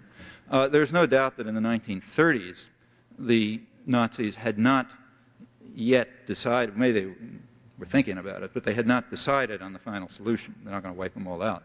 What they wanted to do was just get rid of the Jews. The Jews are a cancer eating at the heart of Germany and, all this business, and you got to get rid of them. But they were perfectly happy to get rid of them in Palestine. In that sense, Eichmann was a Zionist. He just said, yeah, we want to get rid of the Jews. If they can go to Madagascar, that's fine. If they can go to Palestine, that's fine. So we're Zionists. And he studied Hebrew. He even he tried to go to Palestine in 1939. He was invited by I think it was by the Israeli Labor Party or some representatives of it, to visit Palestine to talk about this arrangement. The British wouldn't let him in. I think they finally met in Egypt. Now, what about the Jewish side? Well, on the Zionist side, they kind of agreed with that. Zionist ideology is based on rejection of the Enlightenment. It's based on, it's part of the romantic, if you trace it back, it's part of the romantic reaction to the Enlightenment. The Enlightenment had this idea that, in what they called in the sexist language of the day, the brotherhood of mankind, okay? That was the idea. And there was a romantic opposition to that. It began in Germany, in fact, in the 18th century. It had all to do with the French Revolution and all sorts of things. And the idea was there's got to be purity of blood and race. And there's an organic connection between people and their land. And none of this business about equality and fraternity and, secularism and all that kind of business. I mean, roughly that was going on. And Zionism grew up in large part out of this romantic opposition to Enlightenment values. The Zionism was Zionism, it's a broad movement, but the mainstream of it was based on the conception that the Jews can't have a natural life in the diaspora because they just don't belong there. There's an organic connection between the Jews and their land, even if they don't happen to be there at the moment, and the Jews will be able to be restored to a healthy existence if they're back on their land. Now, if you look back at the Zionist literature, even the humanist Zionist literature, you'll discover that they had ambivalent attitudes towards Nazism. On the one hand, they of course rejected its anti-Semitism. On the other hand, they supported its insistence on purity of race and blood and organic connection between a people and its land and all of this anti-Enlightenment business. That runs right through the 1930s, including, well-known spokesmen of humanist Zionism came to the United States and became, liberal leaders of the American Jewish community. And you can understand it. I mean, there is a kind of, a lot of modern nationalisms are like that. Modern nationalism is a very tricky business. People who think of it as a progressive force are kidding themselves. It's not very often. This is one example. I mean, these are part of the complexities of the world. And in fact, there was a sense in which the Nazis and the Zionists agreed. There was a sense in which they agreed, namely the Jews should go back and be resettled in their natural place. Okay, that by 1940 or 41, it was a different story. Then the Nazi policy was just to wipe them all out. Okay, but there was a transition there. So that's the background is complex, quite complex. Actually, it's even more complex if you look in detail. The current Prime Minister of Israel, Yitzhak Shamir, was at that time head of a terrorist group, the Lehi, the so-called Stern Gang, which actually sent a representative to the Nazis, tried to send a representative to the Nazis in 1941, offering to make an alliance with them, in which, if they supported the state, Jewish state in Palestine, they would be the Middle Eastern representatives of them, because they, not just on tactical grounds, but because they supported the totalitarian ideals of the Nazis, and they would represent them in the Middle East. That's been a sort of a dirty little secret that people have known for a long time, but have refused to talk about. Though you can read about it in Hebrew literature and so on, but it actually leaked out into the Jerusalem Post a couple of weeks ago for the first time in English, I think. But that's been known for years. And the world is complicated when you look at it in detail. Okay. Yeah. Okay. I would question your thesis that the United States' support for Israel has mainly been due to U.S. interests. And, for instance, Israel really has no oil resources to speak of. And as an example of what I'm talking about, I take the Soviet Union, and that the Soviet Union in 1948 supported the partition of Israel and Palestine, and then a few years later they decided that it would be more strategic to be on the side of 19 Arab countries than on the side of Israel. So they, had more support for the Arab side. And I would pose as an alternative thesis that at least in the United States Congress, the Israeli and the Jewish lobbies have been primarily responsible for the extent of U.S. support of Israel. Mm-hmm. Well, I think there's a factual question there, which is not trivial to answer. As for the Soviet support of Israel, remember that the Soviet Union has always accepted a political settlement. They have always been right at the core of the international consensus. They have always taken the position that there should be a political settlement on the pre-June 67 borders, which recognizes the right of Israel to live in peace and security with secure and recognized boundaries. As far as I'm aware, there's never been any deviation from that in Soviet policy. True, they've supported the Arab states, and they've done it for cynical reasons, and all kind of awful things. But the fact of the matter is they have supported that settlement, and when the international consensus shifted, they shifted along with it. As for Israel having no oil, that's of course correct, but I don't think that's the issue. The issue was, could it serve as a strategic asset, as Henry Kissinger and Henry Jackson and others openly stated, and as U.S. policy developed. Now, you point out that the Jewish lobby had a big influence, and I agree. In fact, I sort of alluded to that, but in another form. I didn't refer to the Jewish lobby, but to the fact that there has been the articulate, educated part of the community has been overwhelmingly rejectionist since 1967. Not before that. Before 1967, most of the community, including even most of the Jewish community, didn't care very much about the issue. There was a big turn in 1967 after the Israeli victory. We can ask why, but there's no doubt that it happened. And since that time, there's been a tremendous domestic lobby pressing for a rejectionist approach, for stalemate. Now, it includes what's called the Jewish lobby, but it is by no means restricted to it. It includes, as I said, Christian fundamentalists, who are a big force in the United States, and many of them are very anti-Semitic. It includes the top labor bureaucracy, which is part of it's Jewish, but not all. And it includes elements of the Pentagon, which are not Jewish at all.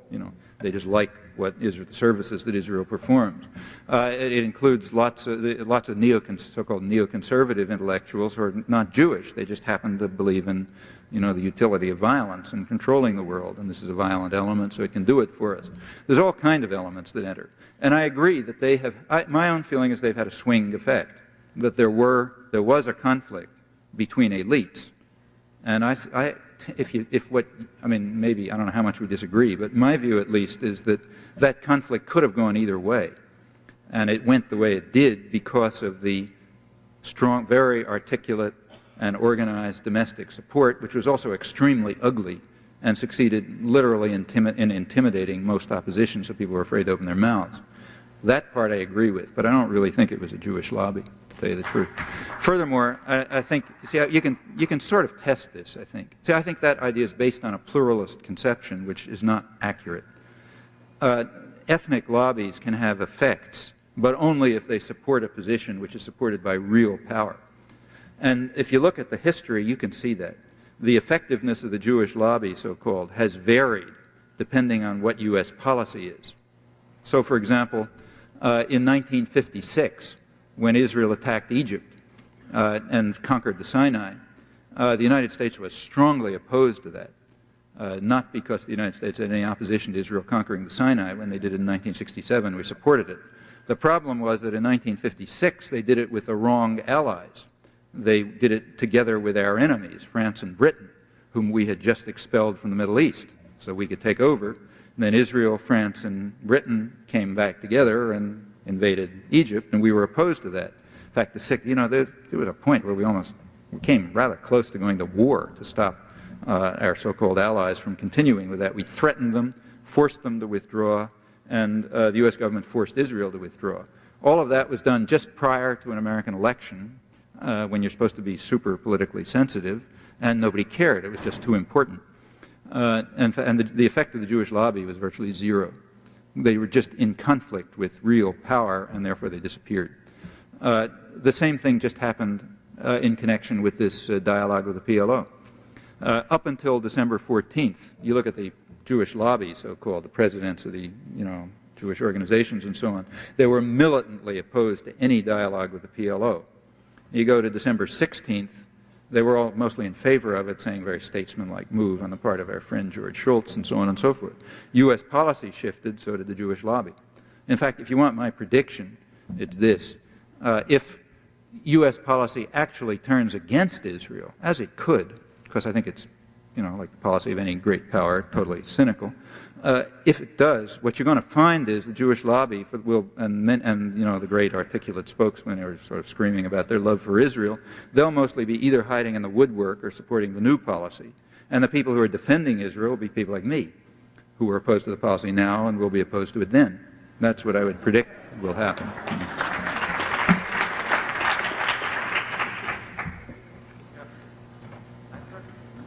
I can't see anything, so if somebody wants to talk. Down here? Yeah, okay, over there.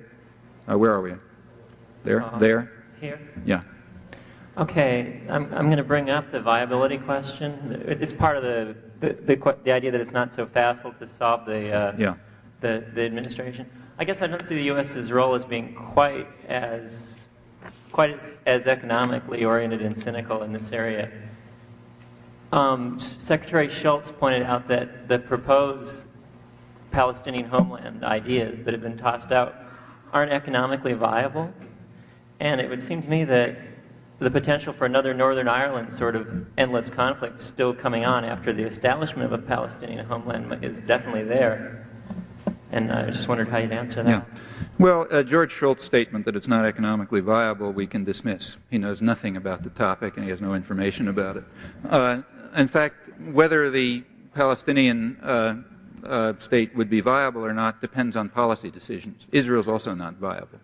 I mean, Israel's total capital investment since 1948 is, I think, the total capital investment, last time I saw the figures, had come from the United States. Okay?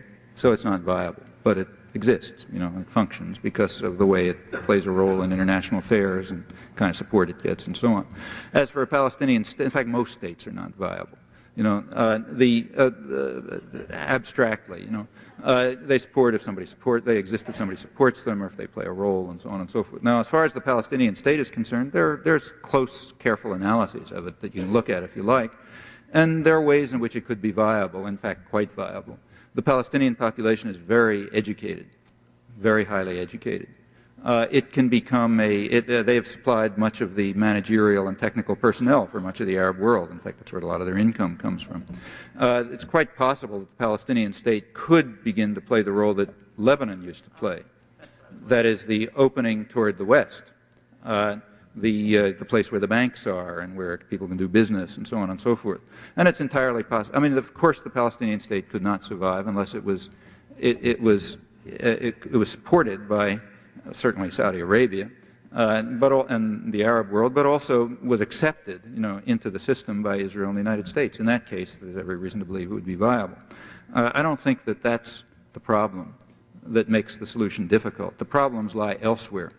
The problem is that if there is a Palestinian state, Israel's not viable. That's the real problem.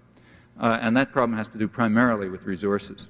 And it has nothing to do with oil. It has to do with something that's a much more important resource in the arid Middle East, namely water. Much more important resource there. Nobody knows the details because they won't release the figures, but it seems as if approximately a third of Israel's water comes from the West Bank aquifers. You look at the hydrological structure of the place, there's one big sort of underground water supply, and it's large parts of it in the West Bank, and Israel's tapping it. That's one of the reasons they have not permitted the Arabs in the West Bank to dig deep wells. Only Israelis are allowed to dig deep wells. And as far as the Gaza Strip is concerned, it has basically no water resources. Israel has no more internal resources. Their own water is used to something like 100%. They can't get the Litani River, that river in southern Lebanon, which probably was one of the aims of the Lebanon War, because they were just driven out of Lebanon. There are big problems about the headwaters of the Jordan and all that sort of stuff. Unless some big technological discovery comes along, which at the moment nobody can dream of, maybe some fantastic new technique of desalination or something. But as far as current prospects are concerned, there's basically no way for Israel to survive without West Bank water. That's the main thing. Secondary thing is that the West Bank is Israel's second largest market. It's a controlled market. You know, they don't let anything else in, and they don't let it develop, and they can just export to it. And furthermore, that gives them hard currency because in effect it amounts to trade with the Arab world, since hard currency comes in from the Arab states and that's used to purchase Israeli goods and so on. That's a big loss if they lose it. They would also lose a cheap labor force, a very cheap, easily exploitable labor force. Now, maybe those latter two things can be compensated. Not easily, but maybe. It's the first one, it's not clear how it can be compensated for. And that's the real problem, I think. It's always been the problem. In fact, if you look at internal Israeli cabinet records, there's a lot of documentation on this. Unfortunately, it's all in Hebrew. But I have an article, if you're interested, which runs through some of the main stuff. There's a lot of this has been published in Hebrew. We have almost a day-to-day record of Israeli cabinet meetings from 67 through, I forget when it ends, sometime late 70s, you know, roughly that. And they never raise any security problem. They barely talk about security. They don't even think of it as a problem, but they do talk about water. And because they understand that that's a serious problem. The United States understands it too. In fact, one of the constructive things that the United States did was back in the Eisenhower administration when they proposed a regional water system for the whole area. That made a lot of sense. It didn't get anywhere because Israel was opposed to it and it, you know, blew things up and so on and so forth. But the idea made sense. It's really an integrated region. And it's very hard to make an artificial division there that makes any sense. I mean, even if you just look at the place, you know, you travel around that area, it simply makes no sense. You know, putting a border in there is senseless. You know, you see it as soon as you walk there, you know. And if you look at resources and so on, it makes no sense whatsoever. So in my view, a real two-state settlement is not and has never been viable. What is viable is some sort of federal settlement, some kind of federal arrangement which will involve an economic confederation and some abandonment of national sovereignty, as in any federation. I've always thought myself that that's the most viable solution, and I still think so. But you know, but look, it's not our business to impose solutions. It's our business to get the United States to stop blocking solutions. After we stop blocking them, they can figure out solutions. Yeah, I find it hard to make the determination, so I will let you do it.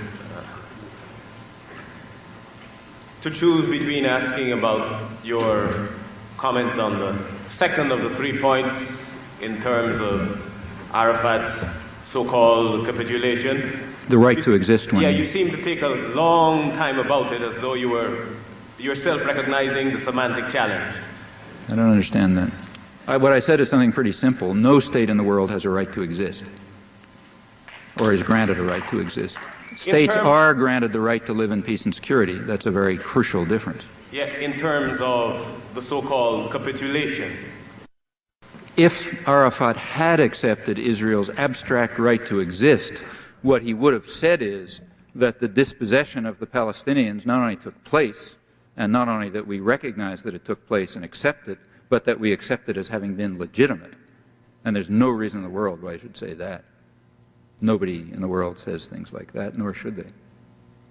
I mean, you can say the world is the way it is. You know, there's a state system, the borders are where they are, but anybody who says that those borders are right and just is, you know, immoral to the level of Nazism. There's no state border that I know of that's right and just. They just reflect past conquests. That's why Kissinger invented that term, because he was sure it would never be accepted. That was a way of blocking negotiations. It's an innovation in international affairs. There's no such thing, you know. I can't see. I don't know if I understood your point. Maybe I didn't. Yes, you did. You spoke to it again. I don't know if I should cheat and put in the other question. Yeah, go ahead. Okay, yeah. Thank you. Your media has represented the Carter administration as a discontinuity with this unethical spreading of international terrorism through through American hiring, through American hiring of client states. But your scenario today represented the Carter administration as perpetrating this. I was wondering to what extent they both are true, or to what extent we should choose one over the other? Well, if you look at the Carter administration, it's the only post-war administration that didn't use American forces, as far as we know, did not use American forces directly for international terrorism and aggression. So you could argue that if you want to sort of go by the standards of Nuremberg or something, that maybe Carter is the only president who shouldn't have been hanged by the standards of Nuremberg, arguably. On the other hand, the Carter administration did contribute and to support consciously and massively to large-scale violence. In fact, the Carter administration is primarily responsible for Indonesian terror, which is quite comparable to Pol Pot in those years. So maybe he ought to be hanged too. I don't know. It depends on your judgments. That's in the Indonesian invasion of Timor, primarily supported by the Carter administration. Now, it's true that the Carter administration had lots of talk about human rights being the soul of our foreign policy and all that kind of stuff. And that rhetoric was not without, in my view, that rhetoric was mostly cynical, but it was not without effect. Even cynical rhetoric sometimes has an effect. For example, it supported groups and other societies that were saying they have to use human rights considerations and may have saved lives indirectly. On the other hand, the Carter administration had to be dragged kicking and screaming to observe those human rights restrictions, which mostly came out of congressional legislation. And in fact, the reason they were in congressional legislation is because of the effect of the 60s. See, they don't tell you this, but the way it really worked is there was a big change in the United States in the 60s. There was a kind of a cultural revolution. The country just became a lot more civilized. And one of the effects of that was that a lot of young people who came out of that experience, they had those values, and some of them became congressional legislative assistants. Now, in Congress, the people with most of the brains are the legislative assistants. They do the thinking and work out the plans and so on, and then the congressmen read the statements. Congressional legislative assistants began to press for human rights measures, and some congressmen picked it up, maybe because they believed it or they thought it was useful or whatever. And Congress gradually instituted a human rights program, which is falsely called the Carter Human Rights Program.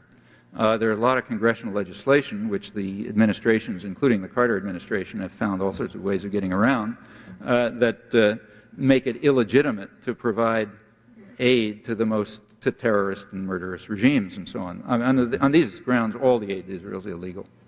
You take a look at what Israel's been doing for 20 years, all the aid is illegal, and the same was true of most of the aid to other countries. Nevertheless, the Carter administration was somewhat different. It at least used the rhetoric, and that was not without effect. As I say, it strengthened just the rhetoric strengthened other groups who were working for human rights.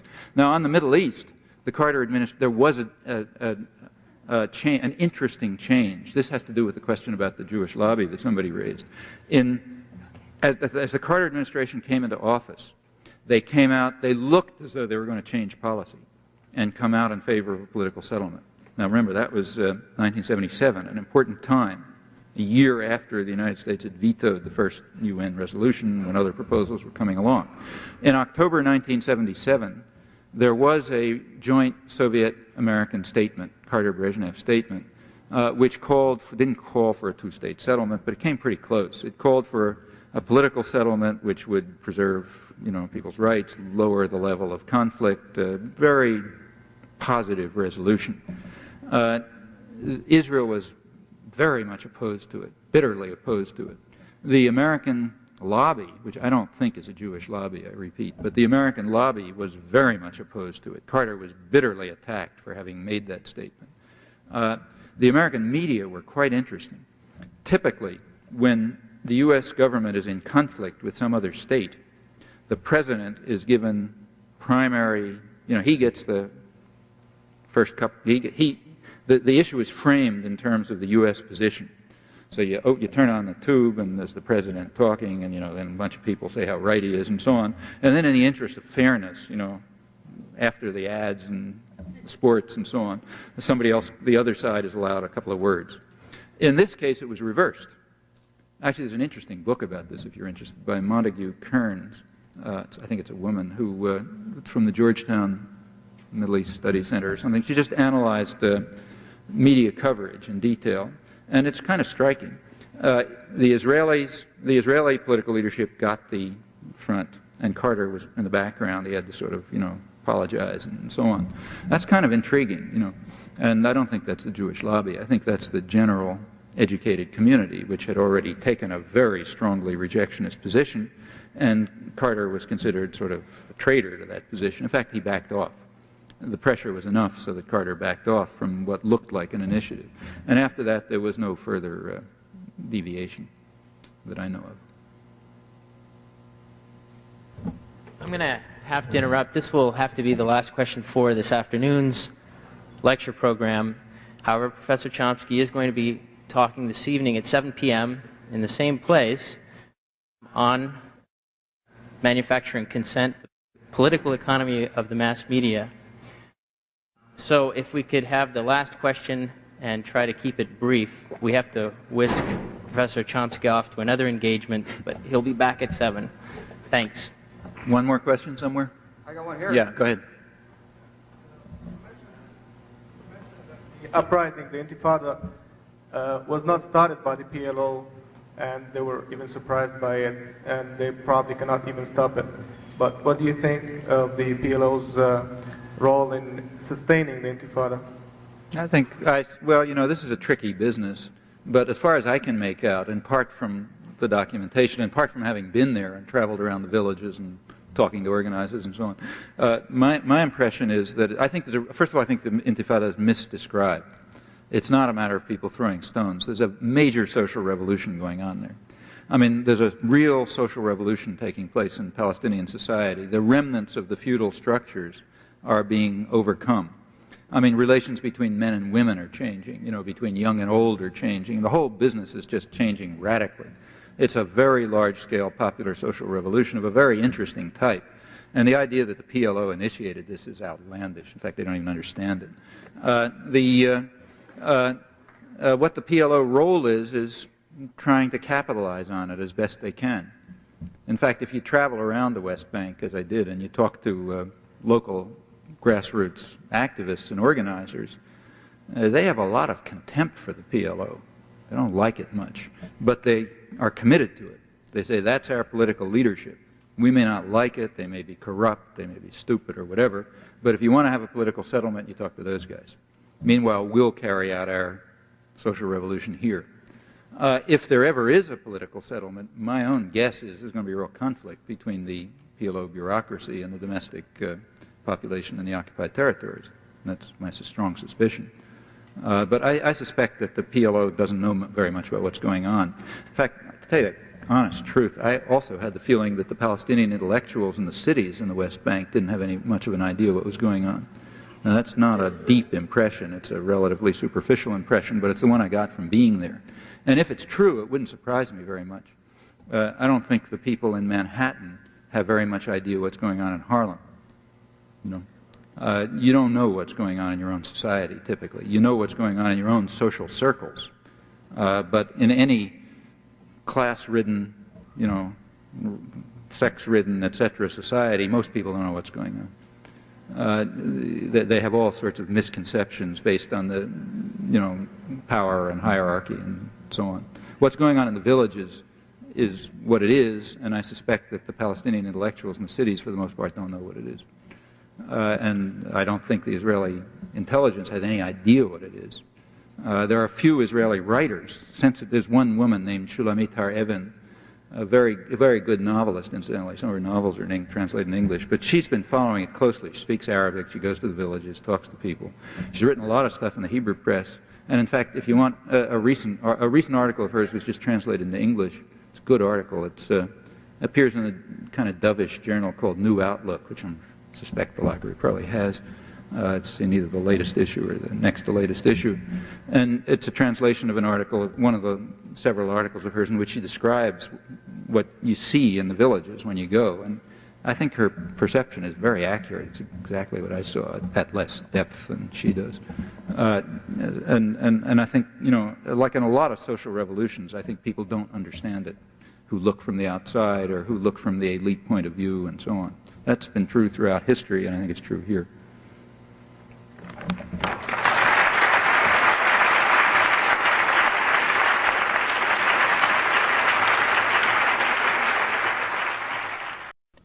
Assistant Professor of English at Barnard College, Bashir Abu Maneh, teaches courses in global literature, Palestinian and Israeli literatures, Marxism, and post-colonialism. The interview took place in his office at Barnard College in Manhattan on April 1st, 2007. And now, Professor Bashir Abu Maneh. Well, I thought it was a very important lecture, still very relevant to understanding the Palestinian-Israeli conflict and the Arab-Israeli conflict for that matter, and more broadly, the U.S. role in the region. Two main things that come to mind that I always felt were generally Chomsky territory, as it were, in trying to understand international relations of the Middle East. One very important dimension of the argument has always been for him to try to understand the main cause of why the U.S. is in the region, why the U.S. came into the region, why the U.S. has been involved in the region since 1940. And I think this has always been his emphasis, that the U.S. is there to control oil. Not to control oil because it needs it, but to control oil because it, using that, tries to determine the policies and the accumulation strategies of its allies, Japan and Europe. So that has been there and constant since the 1940s. Out of this primary, initial, foundational U.S. cause for U.S. presence in the region comes out hostility to nationalist regimes. And from that period, from 40s, 50s onwards, when the older, greater powers evacuate the conflict, the area, the U.S. moves more in and gets more and more hold of the region. A very important indicator is the 1956 war, where, and in relationship to the behavior of the Israelis, it's a very important indicator if we compare it with the 1967 war. In 1956, Israel attacked Egypt in coordination with England, the UK, and France. And Eisenhower's response was very clear and very important, and he said Israelis should evacuate Sinai. And of course, Ben Gurion started shouting about Al-Arish being Jewish land and all of that, and Eisenhower was very firm. He said Israel has to leave Sinai, and Israel left Sinai, and left Gaza as well. Exactly because Israel attacked without either prior U.S. knowledge or without U.S. consideration in order to serve other U.S. allies in the region. The 1967 war was done with U.S. coordination and with a green light from the U.S. exactly in order to serve U.S. interests in the region. So it was much more in alliance with the U.S. then, much more in coordination with the U.S. then, cemented later on the U.S.-Israel alliance. Now, it's important in relationship to oil because that 67 war, very importantly, ended up crushing Arab nationalism politically. So out of the oil concerns comes a hostility towards the U.S., and into that is inserted the Israeli role. Israeli role, I think, foundationally, very important, is premised on what Chomsky says, very importantly, the strategic asset thesis, that Israel has played since 1967 a strategic role in U.S. regional policy.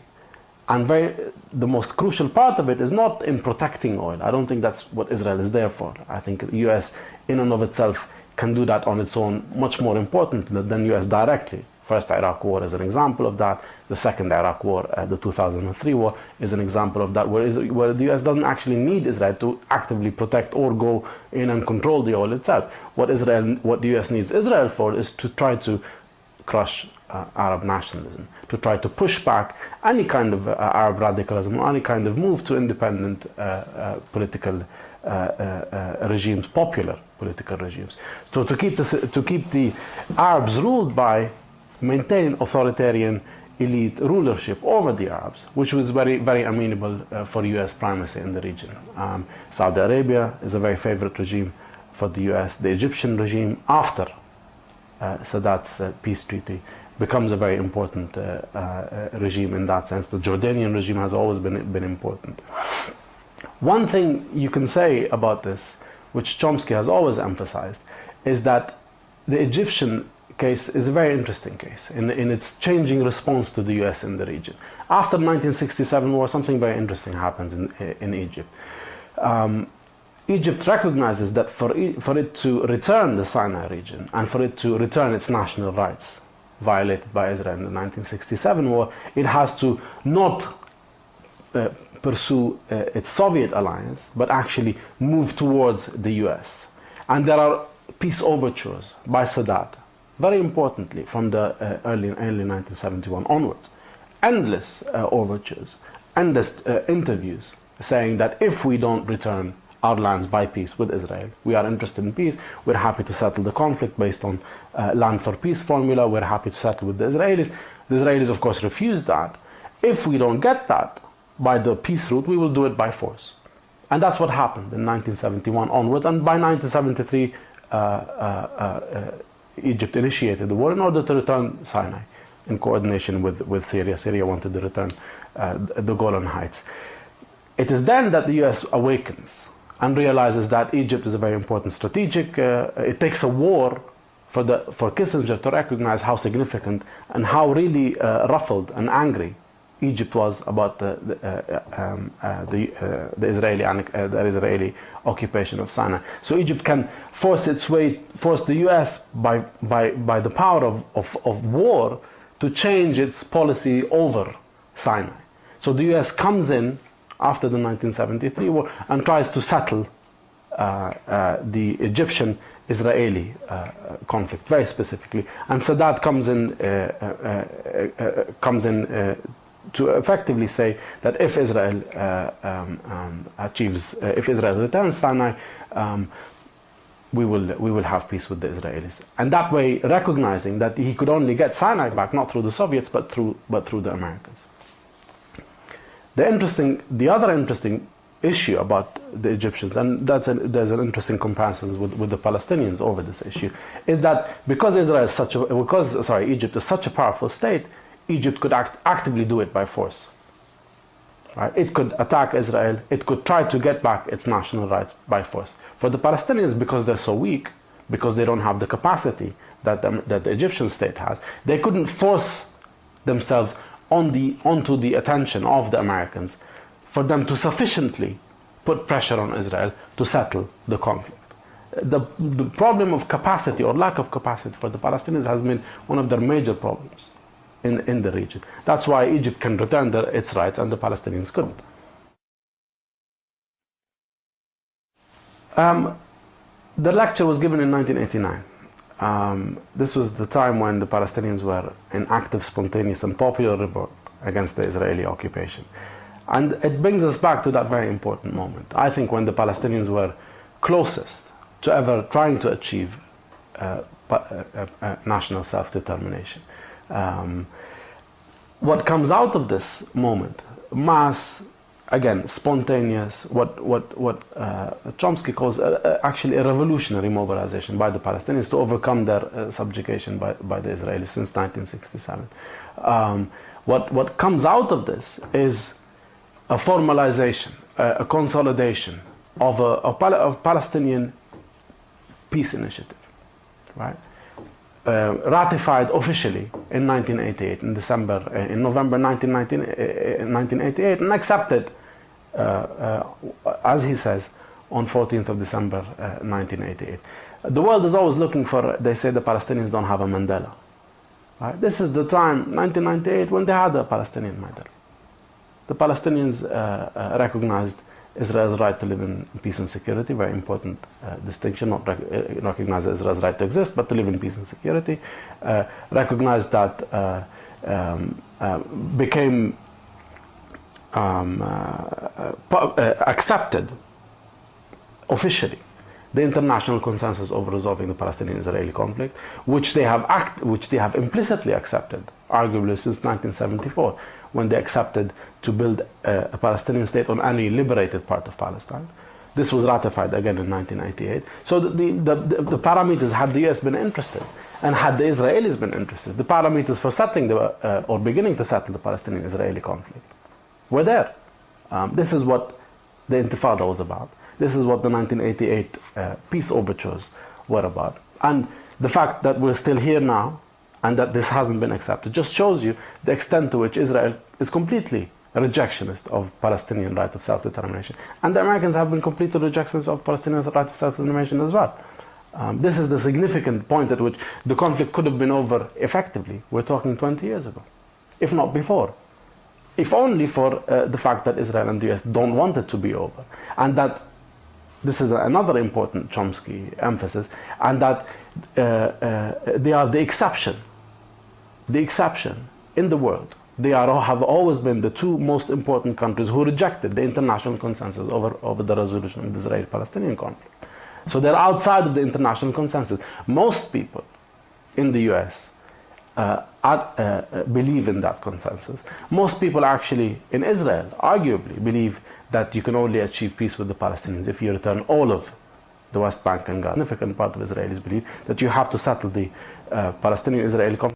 In Gaza, certainly, and in the West Bank, less of a majority, but nonetheless a very significant part of Israelis believe that you have to settle the Palestinian-Israeli conflict by evacuating all the settlements, which are perceived to be illegal. This is what the international consensus didn't want to. Now, because the Palestinians were weak in terms of capacity, even important point in 1988 and 1989, when peace could have been achieved, again, but wasn't because Israel didn't want to. And the US didn't want to. Now, because the Palestinians were weak in terms of capacity, even their revolt couldn't achieve what a powerful state like Egypt did in 1973, right?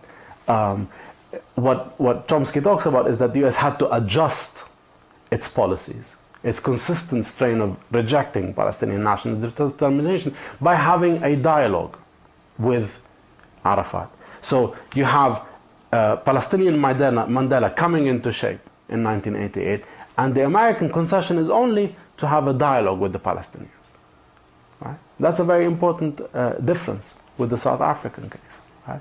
Where the South African case, there was a Mandela, and that generated a completely different set of political outcomes. In the Palestinian case, the Palestinians have always, at least since the mid-70s, that has been the Fatah strain, been interested in settling with the Israelis by having a Palestinian state in the West Bank and Gaza, ending the occupation, and beginning to resolve the Palestinian question. It's just the Israelis didn't want that. The Israelis continued to hold on to the West Bank and Gaza, continued to build settlement, having a Palestinian state in the West Bank and Gaza. And this has always been having a Palestinian state in the West Bank and Gaza. And this has always been the impediment for peace. So Chomsky has always recognized that, and this is very important, and has always, I think a majority of Americans understand that this is what the parameters of the beginning of a just resolution of the Palestinian-Israeli question is about. It's just that the American elites and their cheerleaders in the media don't.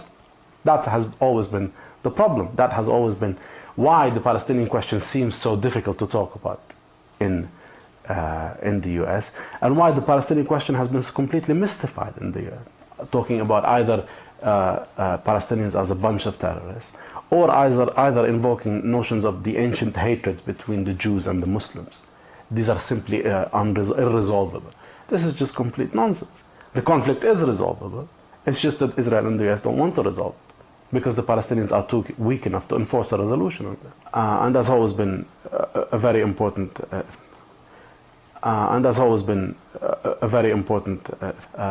amongst pre-war priesthood, or sometimes thinks back to very important humanist, he calls it humanist, somewhat binationalist stand amongst pre-war, pre-1948 Jewish issue.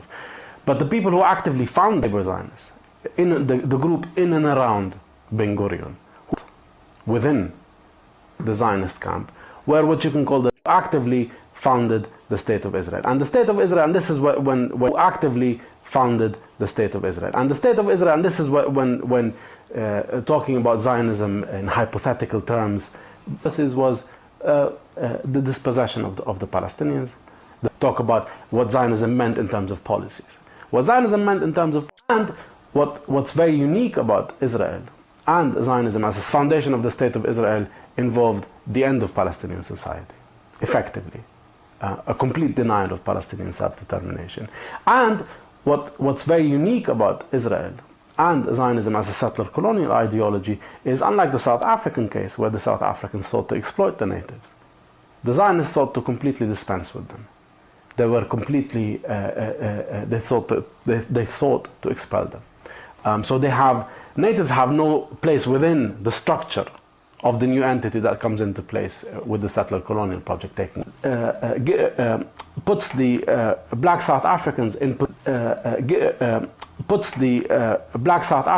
positions to achieve certain political outcomes which are much more difficult for the Palestinians to do, because they're completely evacuated out of the structure, so they have very little leverage to transform Zionism or Israel from within, like the black South Africans did. So for example, if it's much easier for the black South Africans to go for a one-state solution, exactly because they're placed within the structure, effectively, let's call it a one-state solution, it's much more difficult for the Palestinians. However desirable it is, it's much more difficult for the Palestinians, exactly because Zionism entailed their expulsion in 1948. And this was one of the foundational moments for the Palestinians. The fact that they were completely cut out of the structure of the new state that came into being based on the destruction of their own society. So part of the problem of Palestinian nationalism is how to substitute for this lack of leverage within the society you're trying to transform. What can the Palestinians do to gain the power and capacity, right? Very importantly, to transform the... It's a much more difficult national struggle, I think. It's a much more difficult national struggle, I think. And the Palestinians have dealt with a much more uncompromising enemy in the form of the Zionists than the black South Africans ended up facing, I think. So the situation on the ground today, arguably, if we want to keep very briefly to this comparison with South Africa, is much worse than what the South Africans experienced in South Africa before. Exactly because of this foundational difference between the two kinds of settler colonialisms. Now, the other dimension of this Zionism, which was very important, the Zionism that founded the state, was that it was Zionism based on labor movements. That it was Zionism that was pushed through not by Jewish capitalists. Jewish capitalists actually failed in settling Palestine, very importantly. The people who succeeded in settling Palestine were the bureaucracy that ended up organizing the labor organizations in Palestine. So that you have a settler, very uniquely, a settler colonial project being pushed through by labor organizations, the Histadrut and the Yishuv military wing combined together, incorporating into that support from the Jewish capitalists, but the project being driven and organized by this bureaucratic elite through the labor organizations. That, of course, has meant that another important outcome is that there was very little room within Palestine, within pre-1948 Palestine and afterwards, for what you can call cross-national organizations with the Palestinians. That's why the most foundational antagonism between the Palestinians and the Israelis has always been a national antagonism. Room for other kinds of political formations or coordination was very narrow, if not completely unavailable or completely impossible, exactly because of the nature of the Zionist project being driven by the labor organizations. So these are very important features that are specific to Zionists. The other third important feature, one is the dispensability of the natives, the other is being pushed by labor organizations. The third very important feature is that Zionism has been, since its Herzlian days, constitutively allowed a state, a Jewish state in Palestine without the support, a Jewish state in Palestine without the support subsidy of the British. You couldn't have had, arguably, I think, an imperial support and sponsorship, right? That's another important feature of Zionism, without American support and subsidy for that. So that the Zionist project in foundation and in expansion is premised on Western support and imperial support and sponsorship, right? That's another important feature of Zionism, another important feature of the State of Israel, right? These are things that mark it off as a settler colonialism than from other kinds of settler colonialism. Now, I think about this project, if we look at it in a broader historical perspective, is that the exclusion of the Palestinian natives was attenuated. There was a partial exception to that in the period from 1967 to 1987 in the areas of the West Bank and Gaza, where effectively Israel behaved like an imperial exploitative power, thought to exploit the Palestinian cheap labor. And they were brought into the Israeli market on a migratory daily basis. They were never allowed to stay inside Israel, but they were brought in unexploited. So when the Intifada happened, exactly because the Palestinians were allowed to. So when the Intifada happened, exactly because the Palestinians were allowed to inside Israel, exactly because they were the cheap labor of Israel, Israel was very much shaken by the Intifada. It gave them a lot more political leverage when they decided to revolt, their presence within the economy. And what people like Rabin instituted in 1991, and that was officially on the books from March. Partial exception to Zionist dispensability of the natives. Partial exception to Zionist dispensability of the natives, being constitutive to Zionism, was ended. And what was brought back in is cutting out of the Palestinians completely from any kind of relationship within the Israeli Zionist structures, labor structures, and other kinds of economic structures, and so forth. That effectively means that from 1993 onwards, the Palestinians, it's much more difficult for the Palestinians to put pressure, any kind of pressure on Israel. Much more difficult for the Palestinians to have any way of access to Israeli society. They were completely cut off, collectively punished. The policy of closure was instituted in 93 onwards. And the Palestinians were in a much weaker position than they were before the Intifada to try to transform Israel. The policy of closure was instituted as a result of the Intifada. This was that were instituted by Rabin to try to crush the Intifada. That were instituted by Rabin to try to crush the Intifada. And they became part of what the Oslo framework was about. So that the Oslo moment, actually, very importantly, Palestinian independence, and these are completely uncontroversial claims. Palestinian independence, and these are completely uncontroversial claims. No end of settlements, no end of occupations, no Palestinian state. A pretty clear understanding of what Oslo was about. No end of settlements, no end of occupations, no Palestinian state. But where it left the Palestinians, actually, is in a position much closer to Native Americans, where the population is completely dispensable for Israel, lies completely outside of its structures, and therefore extremely vulnerable to being cut off, cantonized, put in Palestinian townships, if you want to. Extremely vulnerable to being cut off, cantonized, put in Palestinian townships, if you want to call them townships. They're even much worse than townships. Put in closed off in zones that are circled around by the wall, so that the Palestinians can simply stay there and effectively rot without having any kind of point of pressure, access, or trying to transform Israeli society. Includes part 3, the final part of the lecture program, The United States. Kinds of comparisons that come into mind, and I think Norman Finkelstein has been very important in raising that issue early on in the first Palestinian Intifada, was now that what the way things are heading for the Palestinians are they're looking more and more like Native Americans.